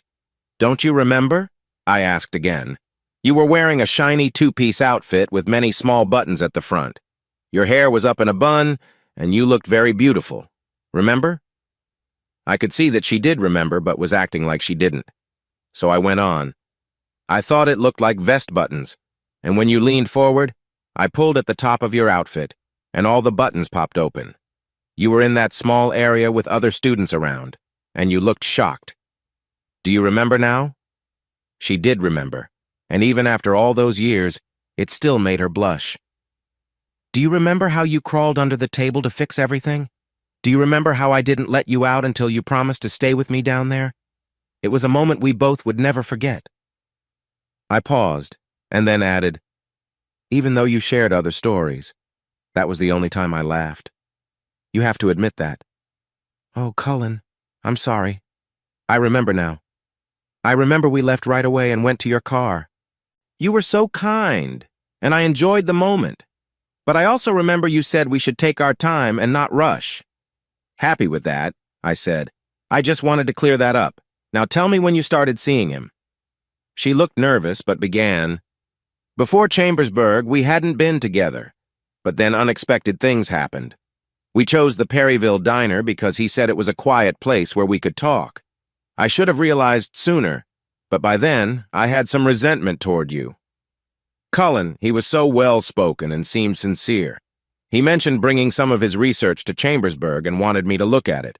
He suggested we get a room next door so I could review everything without distractions.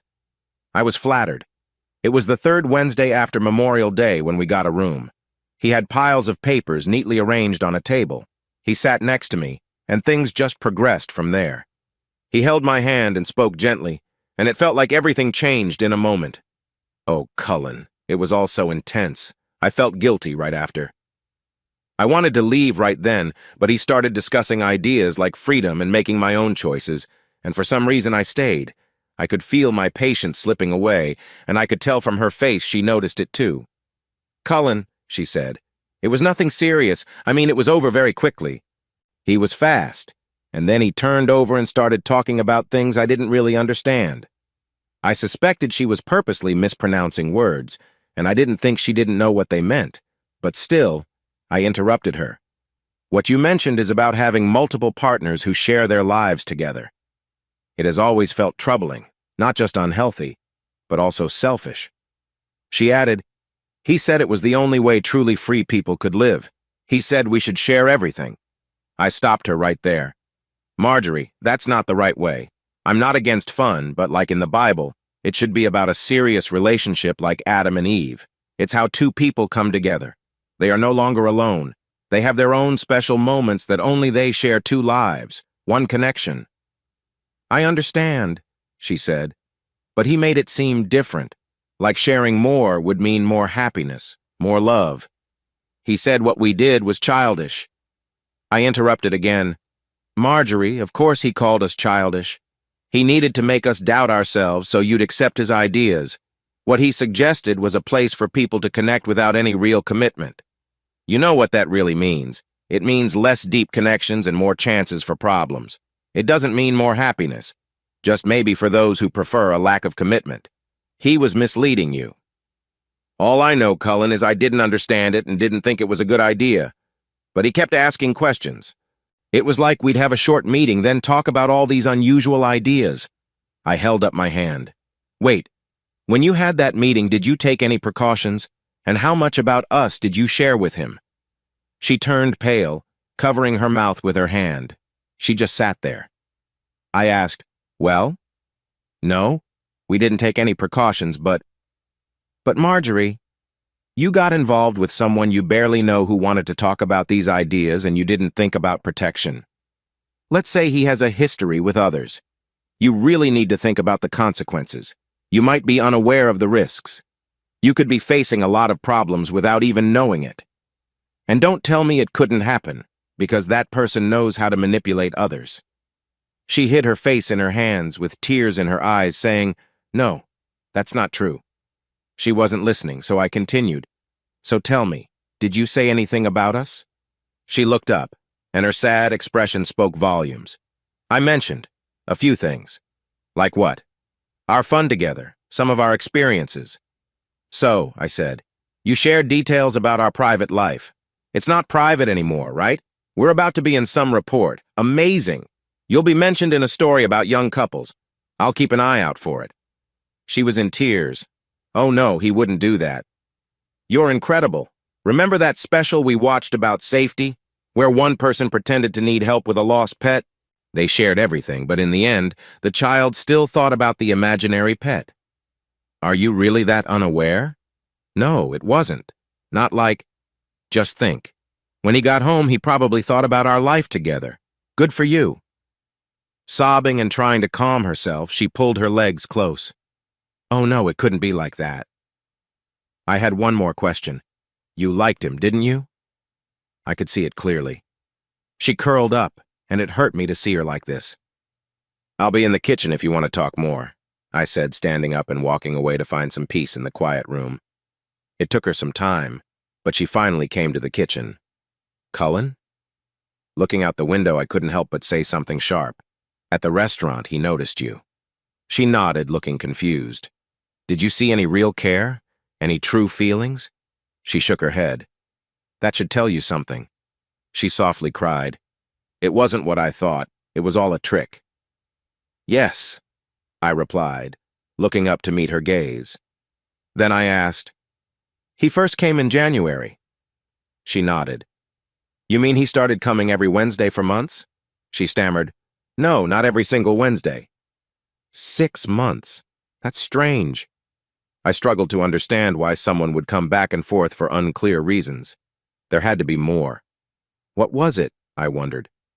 It didn't matter because she backtracked. I'm sorry, but about the feelings. I didn't fall in love, but I really admired him. He was so talented, I said, like the serpent in the garden. I was exhausted, but I still had one more thing to say. Marjorie, I care about you. I've cared for you for a long time. I'd never call you the most beautiful or charming, but I always thought you were one of the happiest. We made a joyful couple. People noticed us. They talked about how happy and connected we were. Since this past Wednesday. That was when you saw the truth, wasn't it? She nodded. I was so frustrated, but she looked so vulnerable sitting there in her pretty blouse, marked by her tears. I wished none of this had happened. I tried to stay calm, but my feelings of anger kept pushing in. Think about this. People see us. They see how happy we used to be. I paused for a moment. I should say we're now, shouldn't I? Maybe that was a bit harsh, but I needed to make my point clear. Think about how complete we were as a family, so wholesome, so loving, so caring. You know, Marjorie, not everyone is like that. There are those who can't stand to see others happy. Tell me something, Marjorie. Your wonderful sociologist showed up shortly after Christmas, after we went to all those parties and gatherings. Do you think everyone likes seeing us together? Think about it, Marjorie. What made him come to your library? It's not like we're close to State College. We are out of the way. Someone must have told him or encouraged him to come. She seemed deep in thought. I could see it on her face. Marjorie, I care about you. But did you ever think about what it is about you that caught my eye? She nodded. You always said I seemed innocent, that I was sensitive, and that I needed someone to love and protect me. Marjorie, you've never been naive. Sure, some of your innocence attracted others, but it really caught my attention. Marjorie, someone out there either has a problem with me, with you, or with both of us. They want to hurt us. His name is Brandon Severide. I doubt he knows what he's doing, but if he did, I doubt he would care. You think so? She asked. People like him don't just appear for no reason. I realized I made a mistake when I called her sweetheart. It wasn't meant to be sweet, but she seemed to take it that way. This would make it harder to say what I needed to. The little spark of hope in Marjorie's face faded. She looked worried and said, "You're going to leave me, aren't you?" It wasn't a question. It felt like a truth. I crossed my arms. There's not much left between us, is there? She looked up with a new strength. There's Ryan. He's our only child. He needs both of us. I thought, she always thinks like this. This moment was key to our talk. I shrugged. I know that. And I want you to know I've thought a lot about what you've done. I looked into divorce laws here in Pennsylvania, and it worried me. If I divorced you, I could claim certain reasons, but that would only make things messier. I would have to deal with money issues like support for you and Ryan and potentially losing half of my business. To avoid losing the business, I'd need a lawyer, and they would take a big part of it, leaving less for Ryan. So I won't be going through a formal divorce, at least not right now. She looked at me, taking in what I said. To be clear, Marjorie, despite everything, I still care about you, I went on. No formal divorce for now. What we can do is agree to live apart. She thought about this. I could see her mind working. Leaning forward, she seemed a bit hopeful. You wouldn't just leave me completely? You might stay? Inside, I felt relieved. I had been truthful about the financial side of divorce, and her response showed she either didn't fully understand it or didn't care. Luckily, she had never worried too much about money. She appreciated what we had created together. For now, I was relying on that. Here's what I think, I said. I'm not talking about getting back together. There's no chance of that. You've broken our agreement, and what we had is finished. But there are still some things we can think about. She seemed a bit more hopeful. You won't leave me? I had given her a little hope. It was time to move on. I've been thinking, you can't afford the mortgage. After paying for legal matters, managing basic costs will be hard. I plan to move out not right away, but soon. How soon? I'll wait until your parents relocate to Arizona. With your dad's health issues, I don't want to make things harder for them. My parents are my concern. I'll find a place nearby, somewhere I can relax and think. You'll still help with laundry. I might let you assist with my new apartment. And if anything needs fixing, I'll handle it. I'll come by on weekends to tend to the yard or make sure the pathways are clear in winter. We'll meet regularly to talk about money and anything else that comes up, which might involve dinners here or out. Though I didn't want to cry, I felt really sad. I thought I had figured things out. If by chance, after a year apart, and if she stayed loyal, maybe we could find a way back to each other. However, if I couldn't get past what had happened, or if I met someone new, a full divorce might be better for me. A year apart, maybe some counseling and genuine efforts to take care of my son and her sick parents could lead a judge to see things my way. I knew it sounded a bit calculated, but what did I have to lose? She looked hopeful. That's fair, no. That's wonderful. But it's you, isn't it? You've always thought ahead. She paused. Cullen, what if I got lonely? What if I needed someone? I had considered that, and for now I knew how to respond. You have another concern. We don't know what health issues you might have from your past. You should see a doctor. She leaned back. Oh, I hadn't thought of that, but you're right. I'll see our family doctor soon. But Cullen, please, you won't leave me? I can't handle that. She was still feeling overwhelmed. I needed to say something. Marjorie, you have Ryan. I won't completely disappear from your life, but remember this. Our marriage is over, and I have my own needs. She looked worried. Oh, no. Please, Cullen, don't say that. I was wrong. I'm sorry. I accept full responsibility, but you, being with someone else, I can't bear that. Marjorie, I said gently, we're both free now. Just like me, you can do anything you want. No, I wouldn't, she insisted. I love you. I could never do that again. I've learned my lesson. What if you meet someone else? I can't lose you. I couldn't handle it. Please don't leave me. I would feel so alone. There is no one else. Seeing her worry didn't make me feel better, but the thought that she might always regret our past gave me a strange satisfaction. I said, Listen, Marjorie, You know well that I'm not someone who moves from one person to another easily. If I see someone, I might or I might not.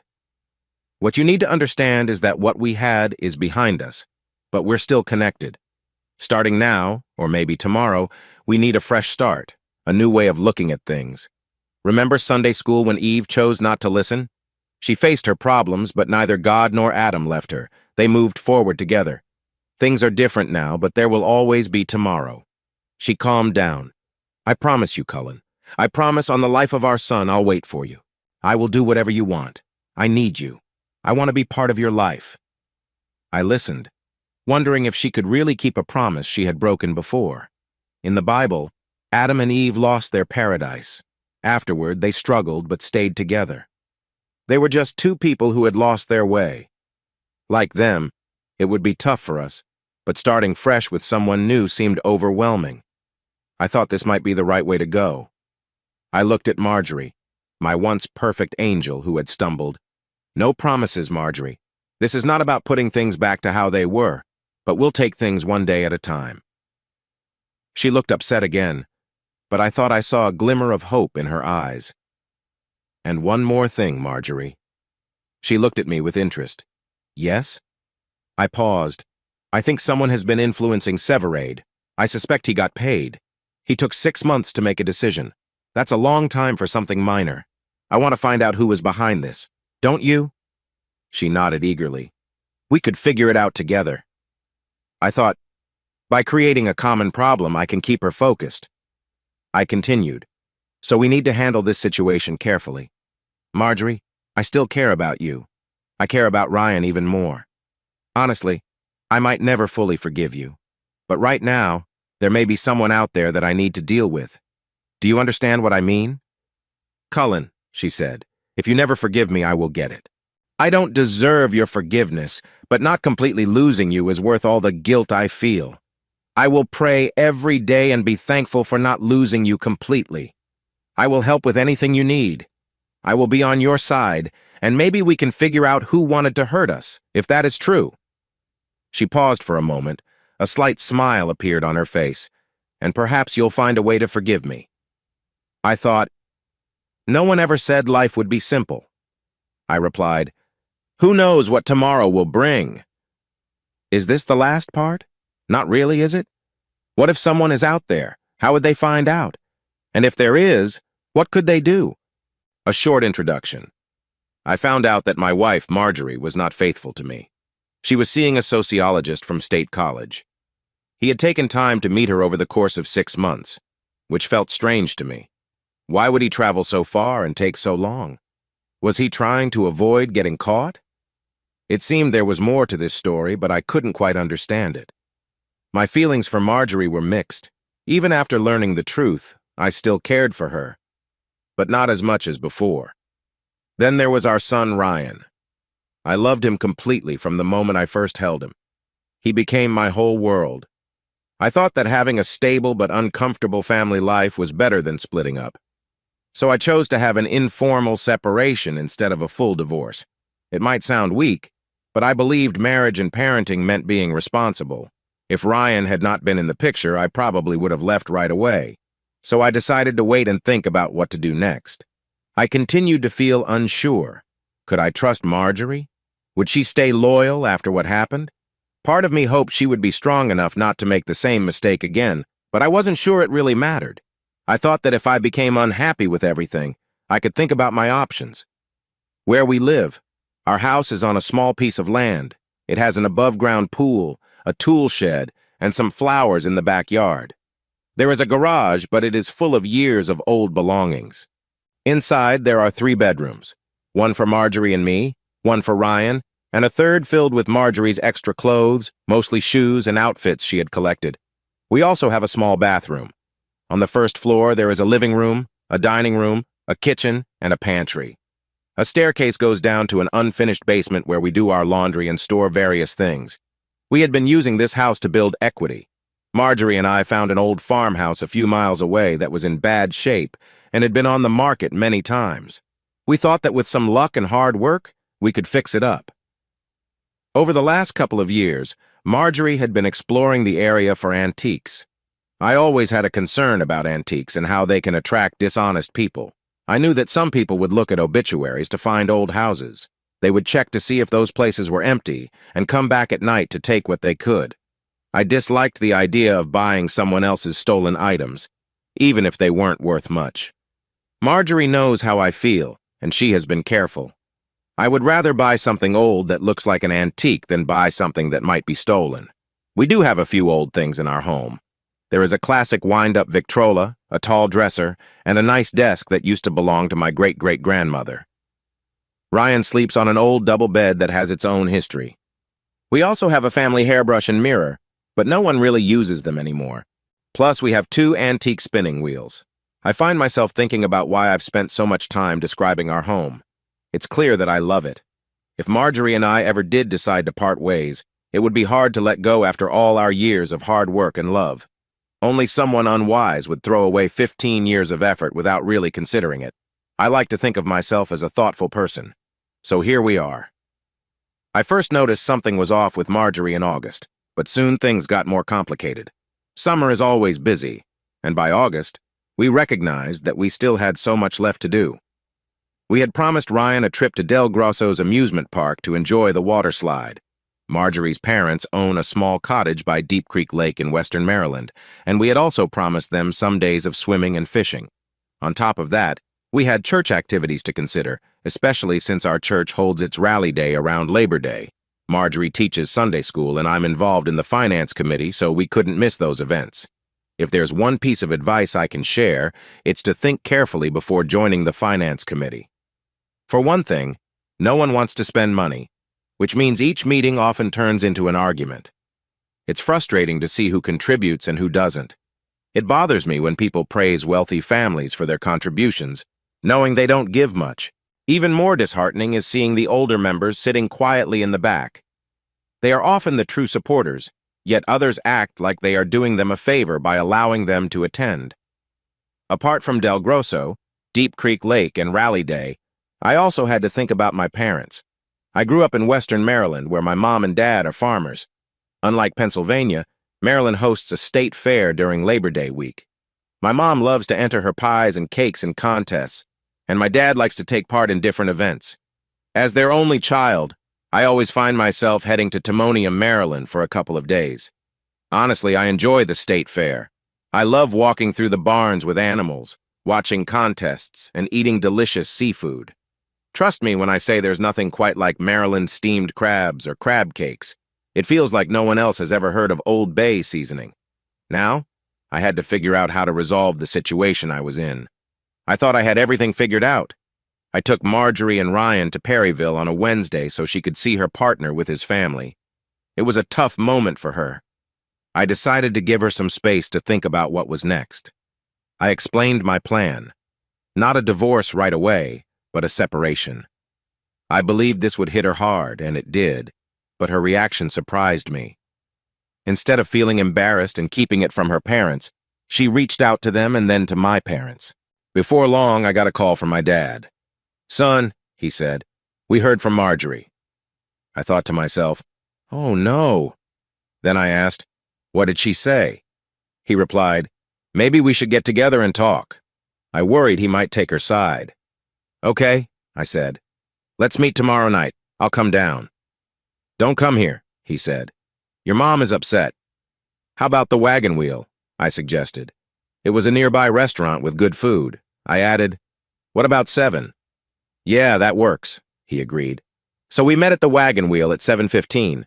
I ordered a turkey club and onion rings. My dad got a drink too. While we waited, I asked, "What did she tell you?" Dad looked serious. "Everything, son. She shared everything." I thought maybe she changed some details. "What did she say exactly?" His expression showed he didn't love how I asked, but he continued. "A college professor showed interest in her work. They started having longer lunches, and he asked about your relationship. He convinced her to meet at a restaurant and later some other place to talk about his research." "Sounds about right," I replied. "Did she tell you how I found out and what I did?"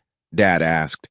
"No, just that you got a call from an old friend and went to Chambersburg to talk to her."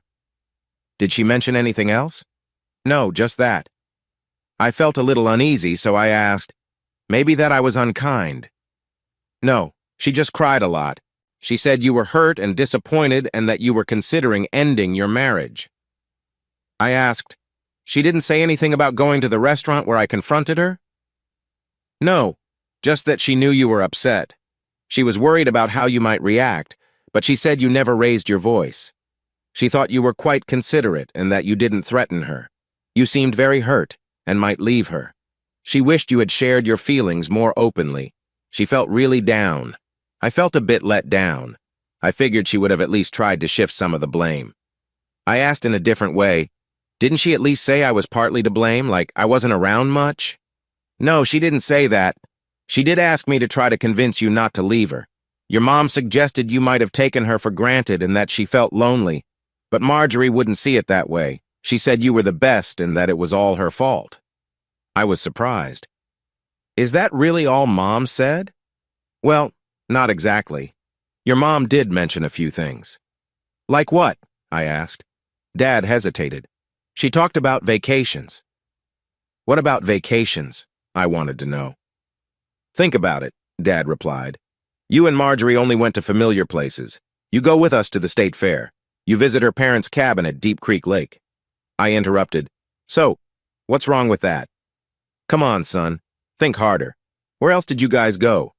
There was Cooperstown, Canton, and Louisville for a baseball bat. That annoyed me. Dad, Jonathan Ogden was inducted into the Football Hall of Fame.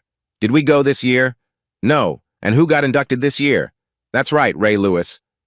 Dad got a bit tense. Cullen, you have season tickets to the Ravens. Have you ever taken Marjorie? She's a Bills fan, and those tickets are for business.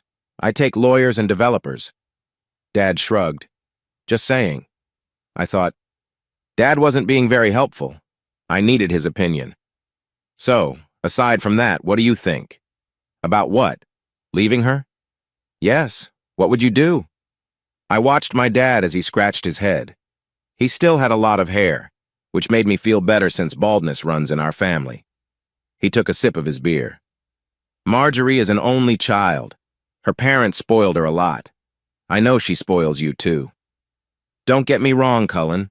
She loves you, but I've always thought she wants her way about many things, like everyday matters. Your mother is like that, and I tend to tune it out. Maybe Marjorie feels overlooked. Perhaps she's upset about something. Maybe you didn't let her have something she wanted. Maybe this is her way of getting attention, he said with a shrug. They say once a cheater, always a cheater, and she can be quite self-centered. I never saw her that way, but Dad was right about some things. I asked, so you think I should leave her? Dad leaned back. No, absolutely not. That would really hurt your mother. She sees Marjorie as her own daughter. And consider Ryan. He always supports his mom. If you divorced Marjorie, your mom might take sides. She loves you, but Ryan well, and she talks about Marjorie all the time, you know that. Besides, Marjorie truly cares for you. She really loves you. Yeah, I thought. I asked my dad again, do you think I should divorce her? He replied, I can't tell you what to do, but I think she should think about her job. It might help if she clears out that bedroom. She has too many shoes. Getting her to focus on other things could be good. Who's Imelda Marcos? I asked. Dad looked at me curiously and explained. She was married to an old leader in the Philippines. She had a big collection of shoes. What about Mom? Should I talk to her? I asked. Dad said, I wish you wouldn't. Give it some time. Let your mom reflect on everything. I finished my drink and half my sandwich. I asked for a box for the leftovers. I reached for my wallet, but Dad stopped me, saying, I'll pay. You'll need every dollar if you think about a divorce. He was right. We shook hands and said goodbye. As we walked to our trucks, Dad added, I don't envy you, son. I didn't feel envious either. I had received a couple of texts while at the diner. Once in my truck, I checked them. One was from Ginger asking, Are you okay? I replied, Good so far. What else could I say? I needed to think. The second text came from Marjorie's mom. How about dinner tomorrow night? I texted back, Sure. After talking with my dad, I felt sure Marjorie's parents would come to talk to me strongly. But that's okay. When I got home, Ryan was in bed, likely asleep. Marjorie was in the living room. I barely stepped inside when she said, "I got the report back from our doctor. I'm fine. He said we should know more about the other issue in a couple of weeks." I guessed the other issue was about health, but before I could say anything, she continued, "I spoke with my supervisor and I've reduced my hours. I'll work 3 days a week, but I need to stay until 8 p.m. on Thursdays and Fridays. Is that okay with you?" I said, "Sure, whatever works for you." Then I noticed how she was dressed. She wore a nice white blouse, black shorts that were comfortable, white socks, and her black shoes. We had gotten the shoes for a costume she wore a few years ago. I remembered she dressed up as a little girl in a white outfit. She looked nice as she leaned forward. She wore a necklace I had given her. The gold cross hung beautifully. It seemed she had put some effort into her appearance, as her legs had a gentle shine from lotion. Her hair was short and curly, styled in 2 little ponytails with white ribbons. She had just a bit of makeup, a soft pink on her cheeks, some mascara, and a hint of blue eyeliner. The small hoops in her ears sparkled as she gently patted the sofa, saying, "You can sit with me." I decided to take a seat in my chair instead. "Why did you change your hours?" I asked. She looked a little hurt, maybe thinking I would join her on the sofa. I decided that wasn't going to happen. She smiled and said, "I found a movie on Netflix." I pretended to complain. "Yeah, what is it?" "Saving Private Ryan," she answered. "And I made your favorite dip. It's Campbell's cream of shrimp soup with sour cream." She shifted a bit and added, "You can see the movie better from here." She tapped the sofa again. She had a point, but I hesitated. Finally, I stood up and walked to the sofa, speaking with a firm tone. "Go get the dip and bring me a beer." She jumped off the sofa and hurried to the kitchen. "I even chilled your favorite beer mug for you," she called back. I settled into the corner of the sofa, staying as far from her usual spot as I could. When she returned, she saw where I was sitting and pulled the coffee table closer. "Here, put your feet up," she said. She set the dip, beer, and mug beside my feet. "Let me help with those shoes," she said, and without making a fuss, she helped me take them off, tossing them aside before sitting down beside me and handing me the remote. "Any time," she said. I recognized her perfume from Chanel. I had picked it for her at the Belk store, and it always brought back good memories. Her hands were nice, with polished nails looking well cared for. She wore an old gold charm bracelet I had given her long ago. It had been a while since I'd seen it, and it looked lovely on her wrist. I poured some beer into my chilled mug and said, "I hope you don't think." She touched my cheek and said, "I miss how things used to be." "What do you mean?" I replied. She snuggled closer, almost pushing me to the arm of the sofa. She continued, "Do you remember your old Silverado, the one with the big seats?" I did remember. "You know, when we were dating, I used to sit right next to you. I remembered that too, the comfort of those times. There was a moment we parked in a Walmart lot and shared a peaceful time together. I thought about how another couple nearby must have seen us and smiled, eventually laughing about it with her. So there I was on the sofa with Marjorie beside me, trying to focus on the Tom Hanks movie. Would she try something? Of course she would. As scenes played out on the screen, she moved closer. I had always believed in fairness. Suddenly, I felt a moment of closeness between us that surprised me. I noticed the warmth of her presence. The next morning, I woke up at my usual time of 4 a.m. Normally, I would get up, dress, and try to leave by 4:30 a.m. I liked watching the sunrise, but this time felt different. Since I found out some things about us, Marjorie had been sleeping in the spare room. That morning, I woke up to the smell of bacon, eggs, and coffee. I headed to the kitchen where Marjorie was. She looked lovely in her bright yellow dress with white sleeves and a cute apron tied in a bow. Her hair was in a bun, showing off her long neck. She pulled out my usual chair and set a plate of food on the table. I sat down, feeling quite hungry. Marjorie stood next to me, pouring a cup of coffee. Her smile made me feel better. It was nice to have her there in the morning.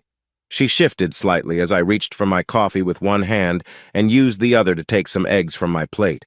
Just then she came close, and before I knew it, she was sitting in my lap, her hands in my hair. I was surprised and didn't know how to react. I said, "Just a quick break." I stood up and held her close. I pushed her gently against the kitchen counter. She paused and leaned her head on my shoulder, breathing in deeply. It had been a while since we were this close, and I realized I needed this comfort. I felt that she needed it too. As I moved closer, she wrapped her arms around my shoulders. We had a strong bond, and I often remembered feeling this way back in high school. We shared a moment that felt very deep, and then suddenly, I felt overwhelmed. I stepped back a little, unsure of what to call this feeling. It was hard to pull away, but I knew I had work to do. I looked down at her. She seemed small and delicate. She wasn't crying, but tears were on her cheeks. She didn't say anything but looked at me with a mix of emotions. After a moment, she stepped back and left the kitchen, going upstairs. I looked down and realized I needed to change my clothes for work. I went upstairs, changed my pants and shirt, and noticed the door to the spare bedroom was closed. I didn't hear anything from inside, so I went back downstairs. I quickly made a breakfast sandwich with eggs and bacon between 2 slices of bread and left for work, still thinking about how complicated things had gotten. Once I was at my office, I planned to talk with my secretary, Valerie Rimini. She was an experienced Italian woman who had come out of retirement to help me. She appreciated that I often left the office early. It let her finish up and go home sooner on some afternoons. Valerie was a quiet woman who kept to herself and did her work without causing any issues. She was aware of the problems I was having with Marjorie, but I thought she would keep that to herself. I was wrong. I got to the building where my office was, turned on my computer, and started looking over some papers. Then I got a text from Valerie saying she was coming in early and wanted me to wait before I left. A little after 6 o'clock, she arrived in her 1969 Chevy Camaro, which her husband often fixed up. She walked in without changing her shoes and asked, "Have you talked to Marjorie yet?" I was surprised for a moment. Then I understood that Marjorie must have contacted her. "How long ago did she tell you?" I asked. "Long enough, and she's still upset. We just spoke. What's going on, Cullen?" Feeling annoyed, I replied, "It's not your concern." Valerie's face turned red as she fumbled with her keys. Frustrated, she tossed a key onto my desk. "Oh, really? I quit." "What?" I couldn't believe it. "You heard me," she said. "I can't work for someone who treats their spouse poorly after a mistake she regrets." "Hold on," I said. "You can't just quit. Please, Valerie, just give me a moment." I asked, "What did she say to you?" "She told me everything. She talked about the sociologist, admitted her mistakes, and explained how hard she's been trying to make things work with you," she said. "Wait, did she tell you how I found out?" Worried Marjorie had shared something personal, I added, "Did she mention how I reacted?" Valerie answered right away. "Yes, she said she met someone for lunch, but she didn't say you were unkind to her." "Did she say anything else?" I pressed.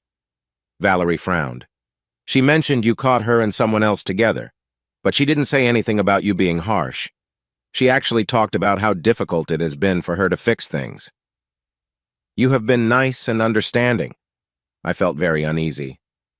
"She didn't tell you how I had her eat dinner at the Perryville while her other person was sitting with his family right across from her?" Valerie was shocked. "You did what? You made her sit in the same restaurant as her other person?" "That was the plan, but Marjorie got so upset we had to leave. You are a very unkind person. I'm glad I'm not working for you anymore." She had not left yet. Maybe I could convince her to stay. I asked, "When was the last time you spoke to my wife?" She looked at her watch. "About an hour ago." "Wow," I thought. "What did she say?"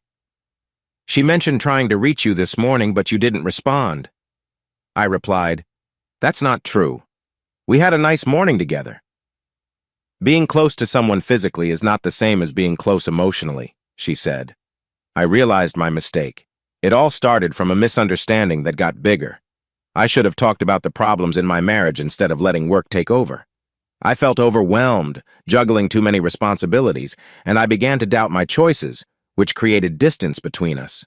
Now, with Valerie, I faced another problem. I couldn't afford to lose her at work, but I also knew I had to act responsibly. I just need to keep Valerie around until I find someone else, I thought.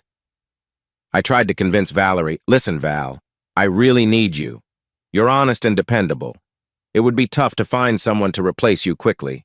If I can't manage without you, what would happen to our business? If that fails, what will happen to Marjorie?" Please, Mrs. Rimini, stay with me on this. I added, who knows? We might figure things out. Then I said, we probably will. She gave me a thoughtful look and picked up her key again. All right, but I'm watching you, Cullen. You need to do the right thing. At least give her a fair chance. Feeling relieved, I said, I haven't made any final choices yet. Just try to be fair, okay? I quietly sighed in relief, feeling a potential disaster had been avoided.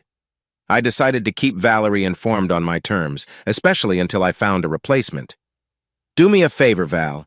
If Marjorie keeps calling, let me know what she says. She replied, just so you know. I understood. Valerie shared my wife's point of view. She felt the pressure, for sure.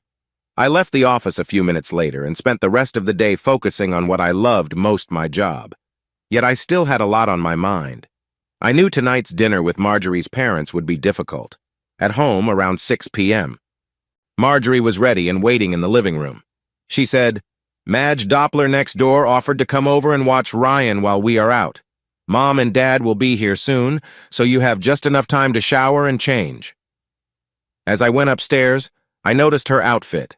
She looked nice in a white dress with black polka dots and short sleeves.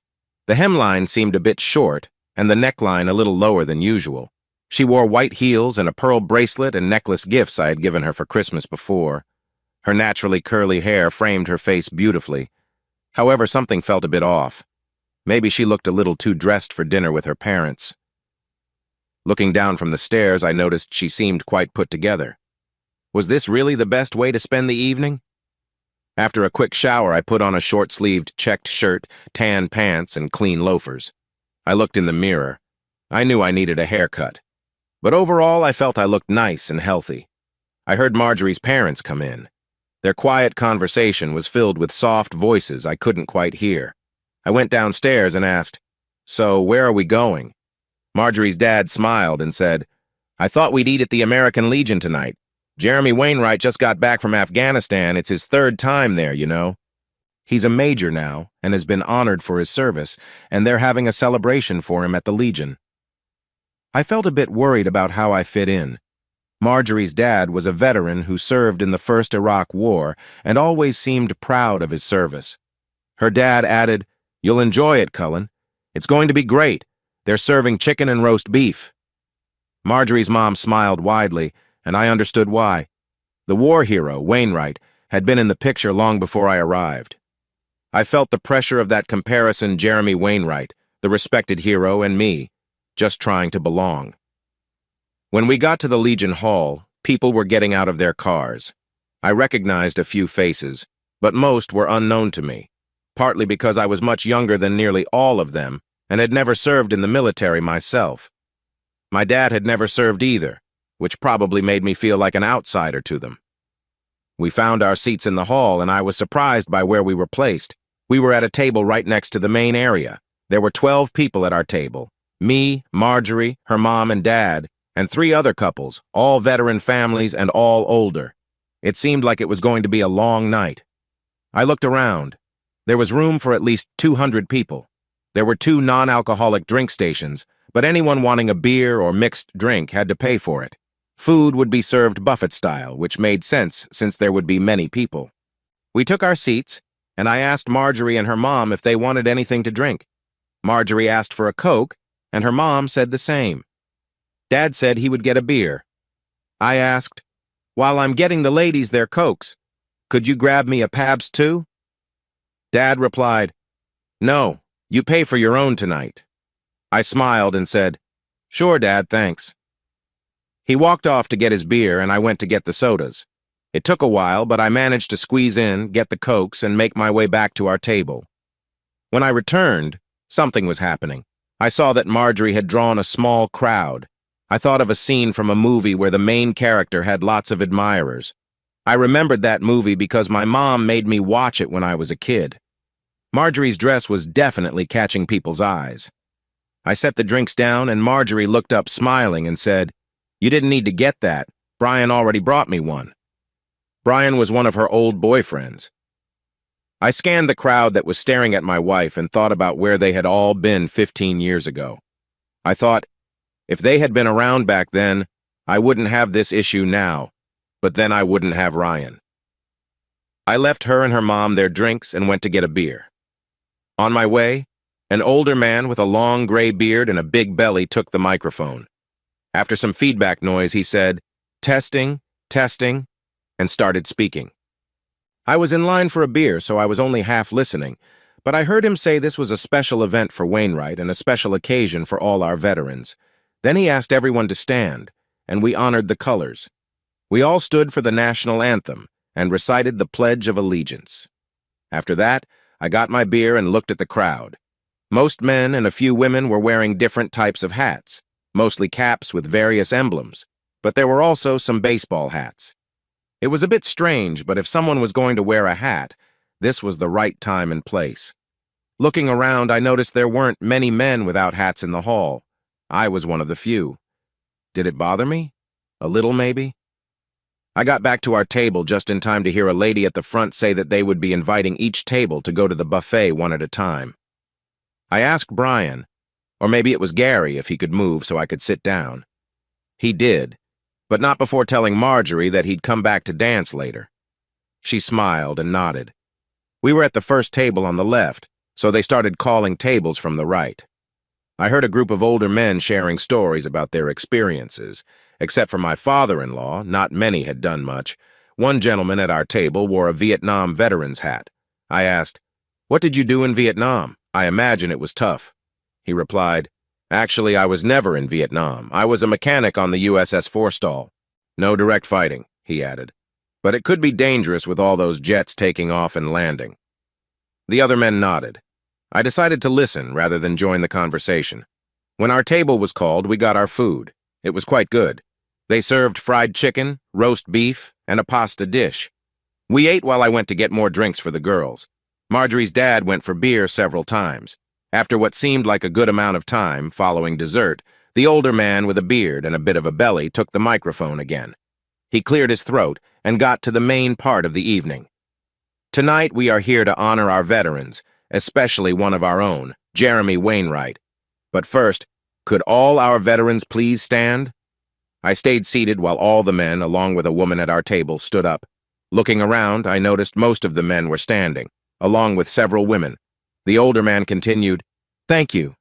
Please remain standing, and everyone else, please stand for a moment of silence for our heroes who have given so much for our freedoms."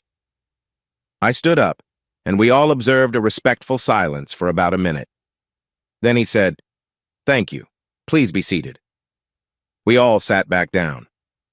Now I would like to introduce the hero of the evening, survivor of 3 tours in Afghanistan and a holder of a Bronze Star and Purple Heart, our very own Jeremy Wainwright. At that, everyone stood and began to clap. Jeremy took the center of the stage, paused for a moment, and then raised his hands and lowered them. That was our sign to sit down and stop clapping. It was also his cue to begin speaking, and he did. Maybe I was a bit jealous, or maybe I was just being critical, but he didn't impress me much. He looked a little pale. He wore a well-fitted uniform, but I noticed he had a slight paunch. I felt pretty good about my own shape. Was I being too harsh? Maybe, considering he had just returned from service. But if things were really as tough as he described, wouldn't he look a bit leaner? He stood quietly for a moment, then started, "First, I want to thank my mom, dad, sister Kathleen, and my younger brother Stuart. They've supported me through everything." Everyone clapped. He went on, "I'd also like to thank Jesus Christ for giving me the strength and courage to face many challenges and for bringing me home safely to my family and all of you." He paused again, taking a moment for everyone to reflect, and then said, "As you all know, I never married. There are 2 reasons for this. First, because of my choices, I felt that having a wife would be an unfair burden for anyone who would marry me, and I could never put someone in that position. Second, the only woman I ever truly loved is happy with someone else." With that, he glanced our way. I looked around the table. My wife was staring at Jeremy with a dreamy expression, almost as if she were looking at a delicious dessert. It wasn't idolization. It felt more like a longing for different circumstances.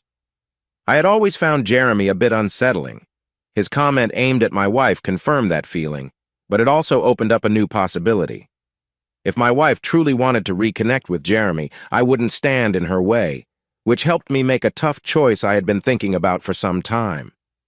At first, I thought about getting a divorce but held back. The idea of her reaching out to her old boyfriend pushed me to decide. I recalled the saying, "Once a cheater, always a cheater." I quickly glanced at her parents. Her dad looked at Wainwright with admiration. Jeremy was clearly the hero he had always wanted for his daughter. On the other hand, her mom was looking at me. I could sense her worry. She really didn't want me to go.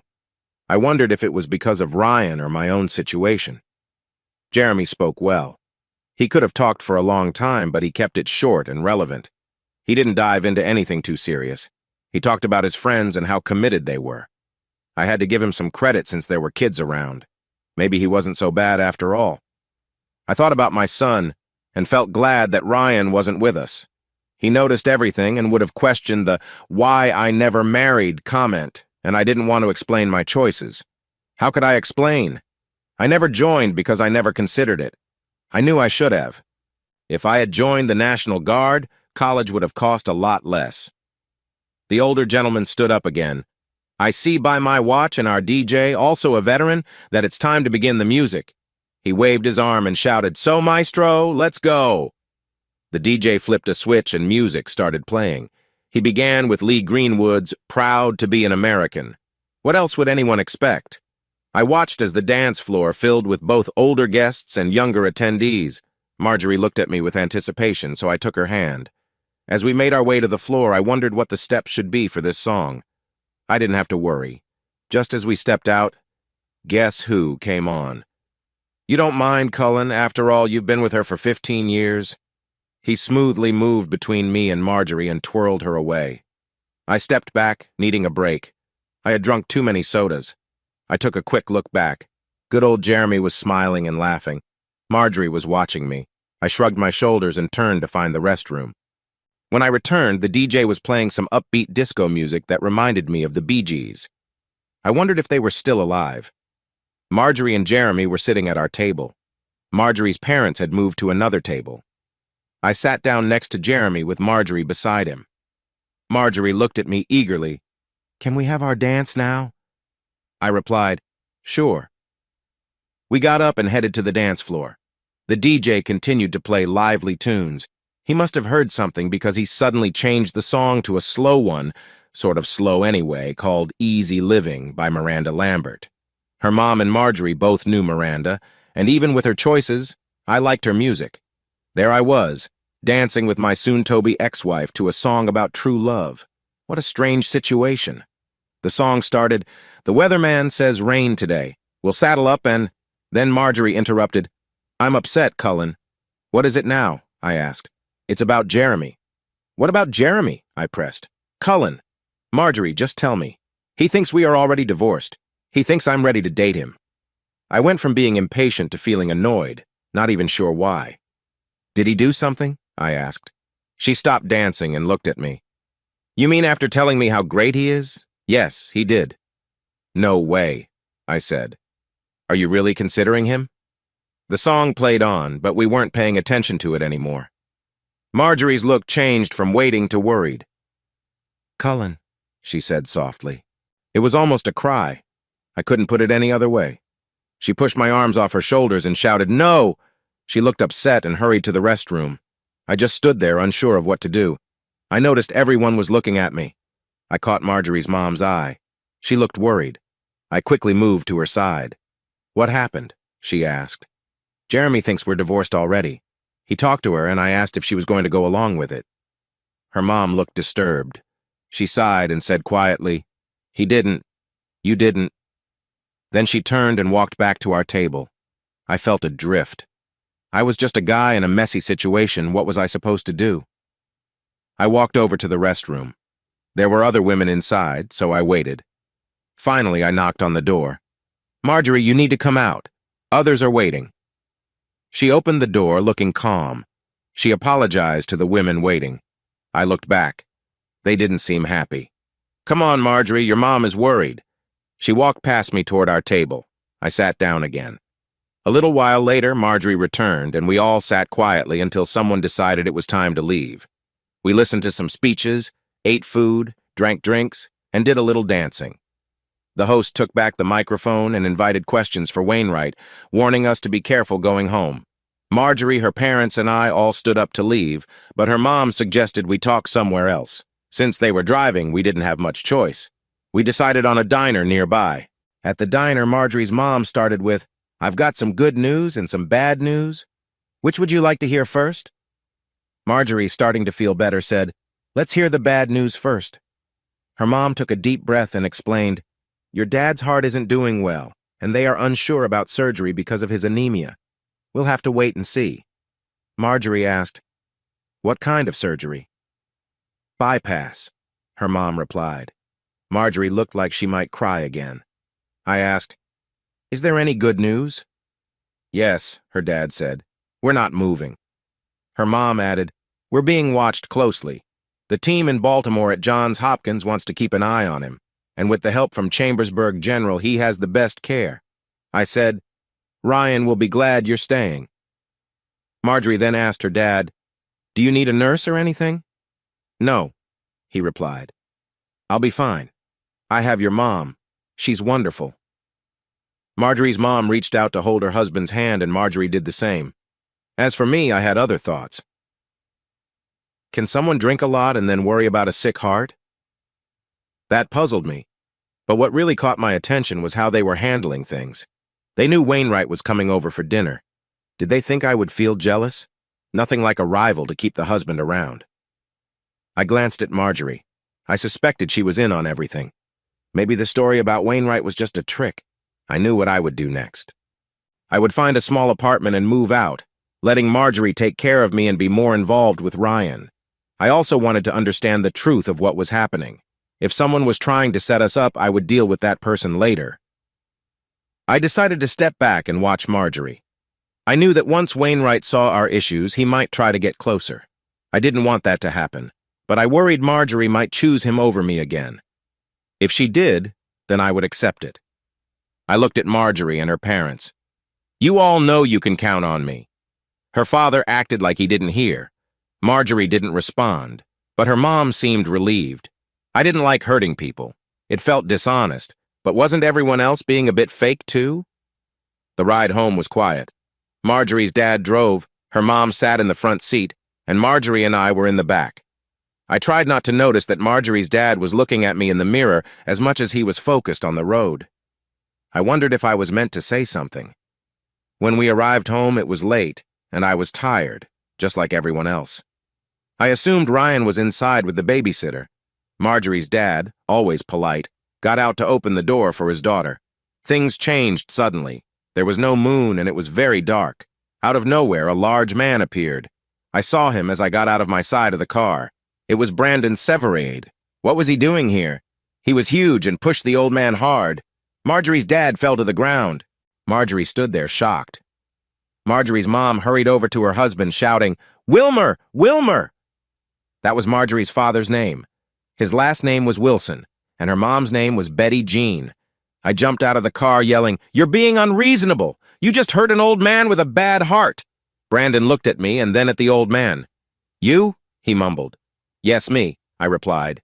He said, "You what?" I asked. "I thought—" He stumbled back, half drunk. "You thought wrong," I told him. Realizing he was in trouble, he turned and ran. I saw his car and took off after him. I tackled him just before reaching his car. He rolled over and I raised my fist, feeling angry. Surprised by my own actions, I jumped off him and stepped back. He rolled over and sat up. Blood was coming from his nose. Holding his face, he cried, "You hurt me!"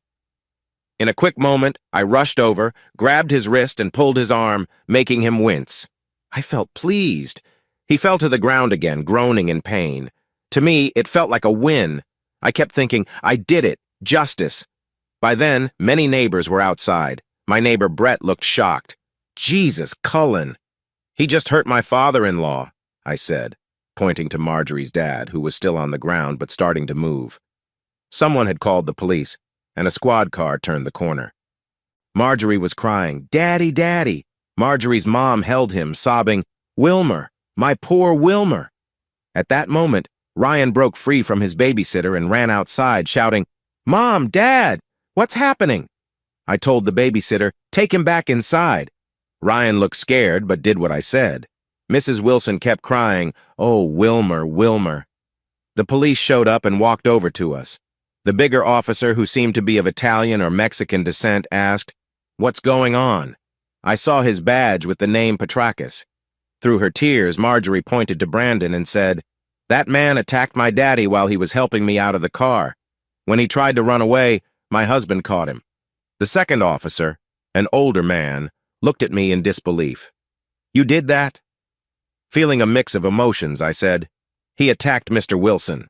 Wilson, my father-in-law." The big officer was already on his phone, calling for an ambulance and another squad car. The older, shorter policeman was still looking at me. "Do you know karate or something?" I was feeling a bit better. "No," I replied, then added, "Shouldn't you be taking names or something?" The older policeman, whose name tag said Wellington, asked, "So what's your name?" I told him, "Cullen Culverson." He said, "The surveyor? You think?" The bigger policeman interrupted, "Joe, just get some names, all right?" Then he turned to Marjorie. "You're the only one who seems to know what's going on. Can you tell me what happened?" While I went to help Mrs. Wilson, Marjorie began to explain everything to the bigger policeman, and I was very upset. My wife didn't leave anything out. She described how she and Severide were in a difficult situation, how I found them, and how she feared I would leave her, so she went to Severide's house looking for comfort or help. She even told Severide's wife everything. I couldn't believe it. How could Marjorie be so careless? The big policeman looked at me. Pointing to Severide, he asked, "Did you do that?" I simply said, "Yeah." The big cop rubbed his chin. "He was trying to escape, and you stopped him." I replied, "Uh-huh." He reached for the handcuffs on his belt. "Turn around, hands behind your back. You have the right to remain silent. Anything you say can be used later." I thought, really, he's arresting me. I asked, "You're arresting me?" The policeman said, "He was trying to get away. That counts as assault, I think." I wondered, isn't he supposed to know that? I pointed at Severide. "Aren't you arresting him too?" The big policeman nodded. "Sure." He told his partner, "Handcuff him too." Severide was already upset, and now he began to plead. "No, you can't arrest me. I can't move my arm. I'll lose my job. Please, officer," he said, pointing to Marjorie with his good arm. "You heard her story. I had a right." I shouted, "You think being involved with my wife gives you the right to hurt her father?" That's when the smaller policeman pointed at me and said, "Yeah, he should have done something." Severide complained, "I thought it was him. Please, I can't be arrested for this. I'll lose my job, my whole career." The big policeman looked from me to Severide, then to Marjorie and her mom, then back at me. He turned to his partner. "What do you think?" By then, an ambulance had arrived, and one of the paramedics began to help my father-in-law onto a stretcher. Meanwhile, someone at the station who had been listening to the police calls said, "You better bring everyone down to the station." Severide's nose was still dripping. The other paramedic managed to wipe most of it away. Then he grabbed Severide's injured arm, gave it a pull, and it moved back into place. Severide kept crying, "No! Please, not the station." The tall Greek policeman said, "The guy with the nose needs to go to the hospital." The officer at the station replied, "We'll leave it all to you." Hearing this gave Severide a bit of hope. He looked at Marjorie with a pleading expression. "Your dad. Please don't let him press charges." Marjorie turned to me. "What do I say?" "Is he planning to press charges against me?" I asked, pointing to Severide. Severide quickly shook his head. "Oh, no, no." The tall policeman glanced at the older officer. "How do we report this?" The older, chubby officer shrugged. "Let's make it an accident report." There was a faint, annoyed sound over the police radio. My thoughts began to race. This is getting messy. If things don't go smoothly for Severide, he might try to take legal action. The tall officer nodded. "All right, an accident report it is." For the next 20 minutes, they gathered our information, carefully framing the events as an unfortunate accident. When they left, the second squad car and the ambulances departed as well, one ambulance carrying Marjorie's parents, the other Severade. I made sure the Wilsons' car was locked before following Marjorie into our house. Inside, Ryan was waiting, looking between his mom and me. "Dad, what happened?" I tried to keep it simple. "Do you remember what happened with you and that girl at school?" He nodded. "Well, it's kind of the same thing," I said. Ryan seemed to think for a moment before saying, "Is that why you and Mom haven't been? You know?" I knew he wasn't suggesting anything inappropriate, so I replied, "Yeah, that's why we haven't been talking much." He turned to his mom. "Dad really stood up for you, didn't he?" Marjorie saw what I was doing and played along. "He sure did. Aren't you proud of him?" Ryan gave me a teasing look. "Don't let it happen again." I smiled. "I won't." Marjorie lightly grabbed his arm. "All right, back to bed with you." She led him upstairs. I headed into the kitchen, grabbed a glass, and opened a can of beer. Pouring some into the glass, I took a long sip and let out a tired breath. Marjorie came back down after a few minutes. She opened the fridge, grabbed her own drink, popped the top, and took a sip. "So what now?" she asked. I looked at her, noticing the smudges on her white dress and the tired look in her eyes. Despite the night's chaos, she still had an air of grace. "I think we both need to get some rest," I said gently. "Go upstairs, take a shower, and try to relax. Tomorrow's a new day." "I'll do that." Marjorie had a look on her face, a mix of excitement and worry. She knew something was about to happen, but wasn't sure what. She set her drink on the counter and quietly went upstairs. I put down my drink, too, and went to the rack where we kept our kitchen tools. I found the spatula and thought, yes, this will work. I moved to the living room to give her a few moments to prepare.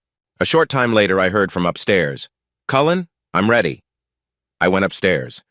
In the bedroom, I saw her sitting on a small stool with a hairbrush in her hand. She wore a loose pajama set in a soft mauve color. It looked nice on her.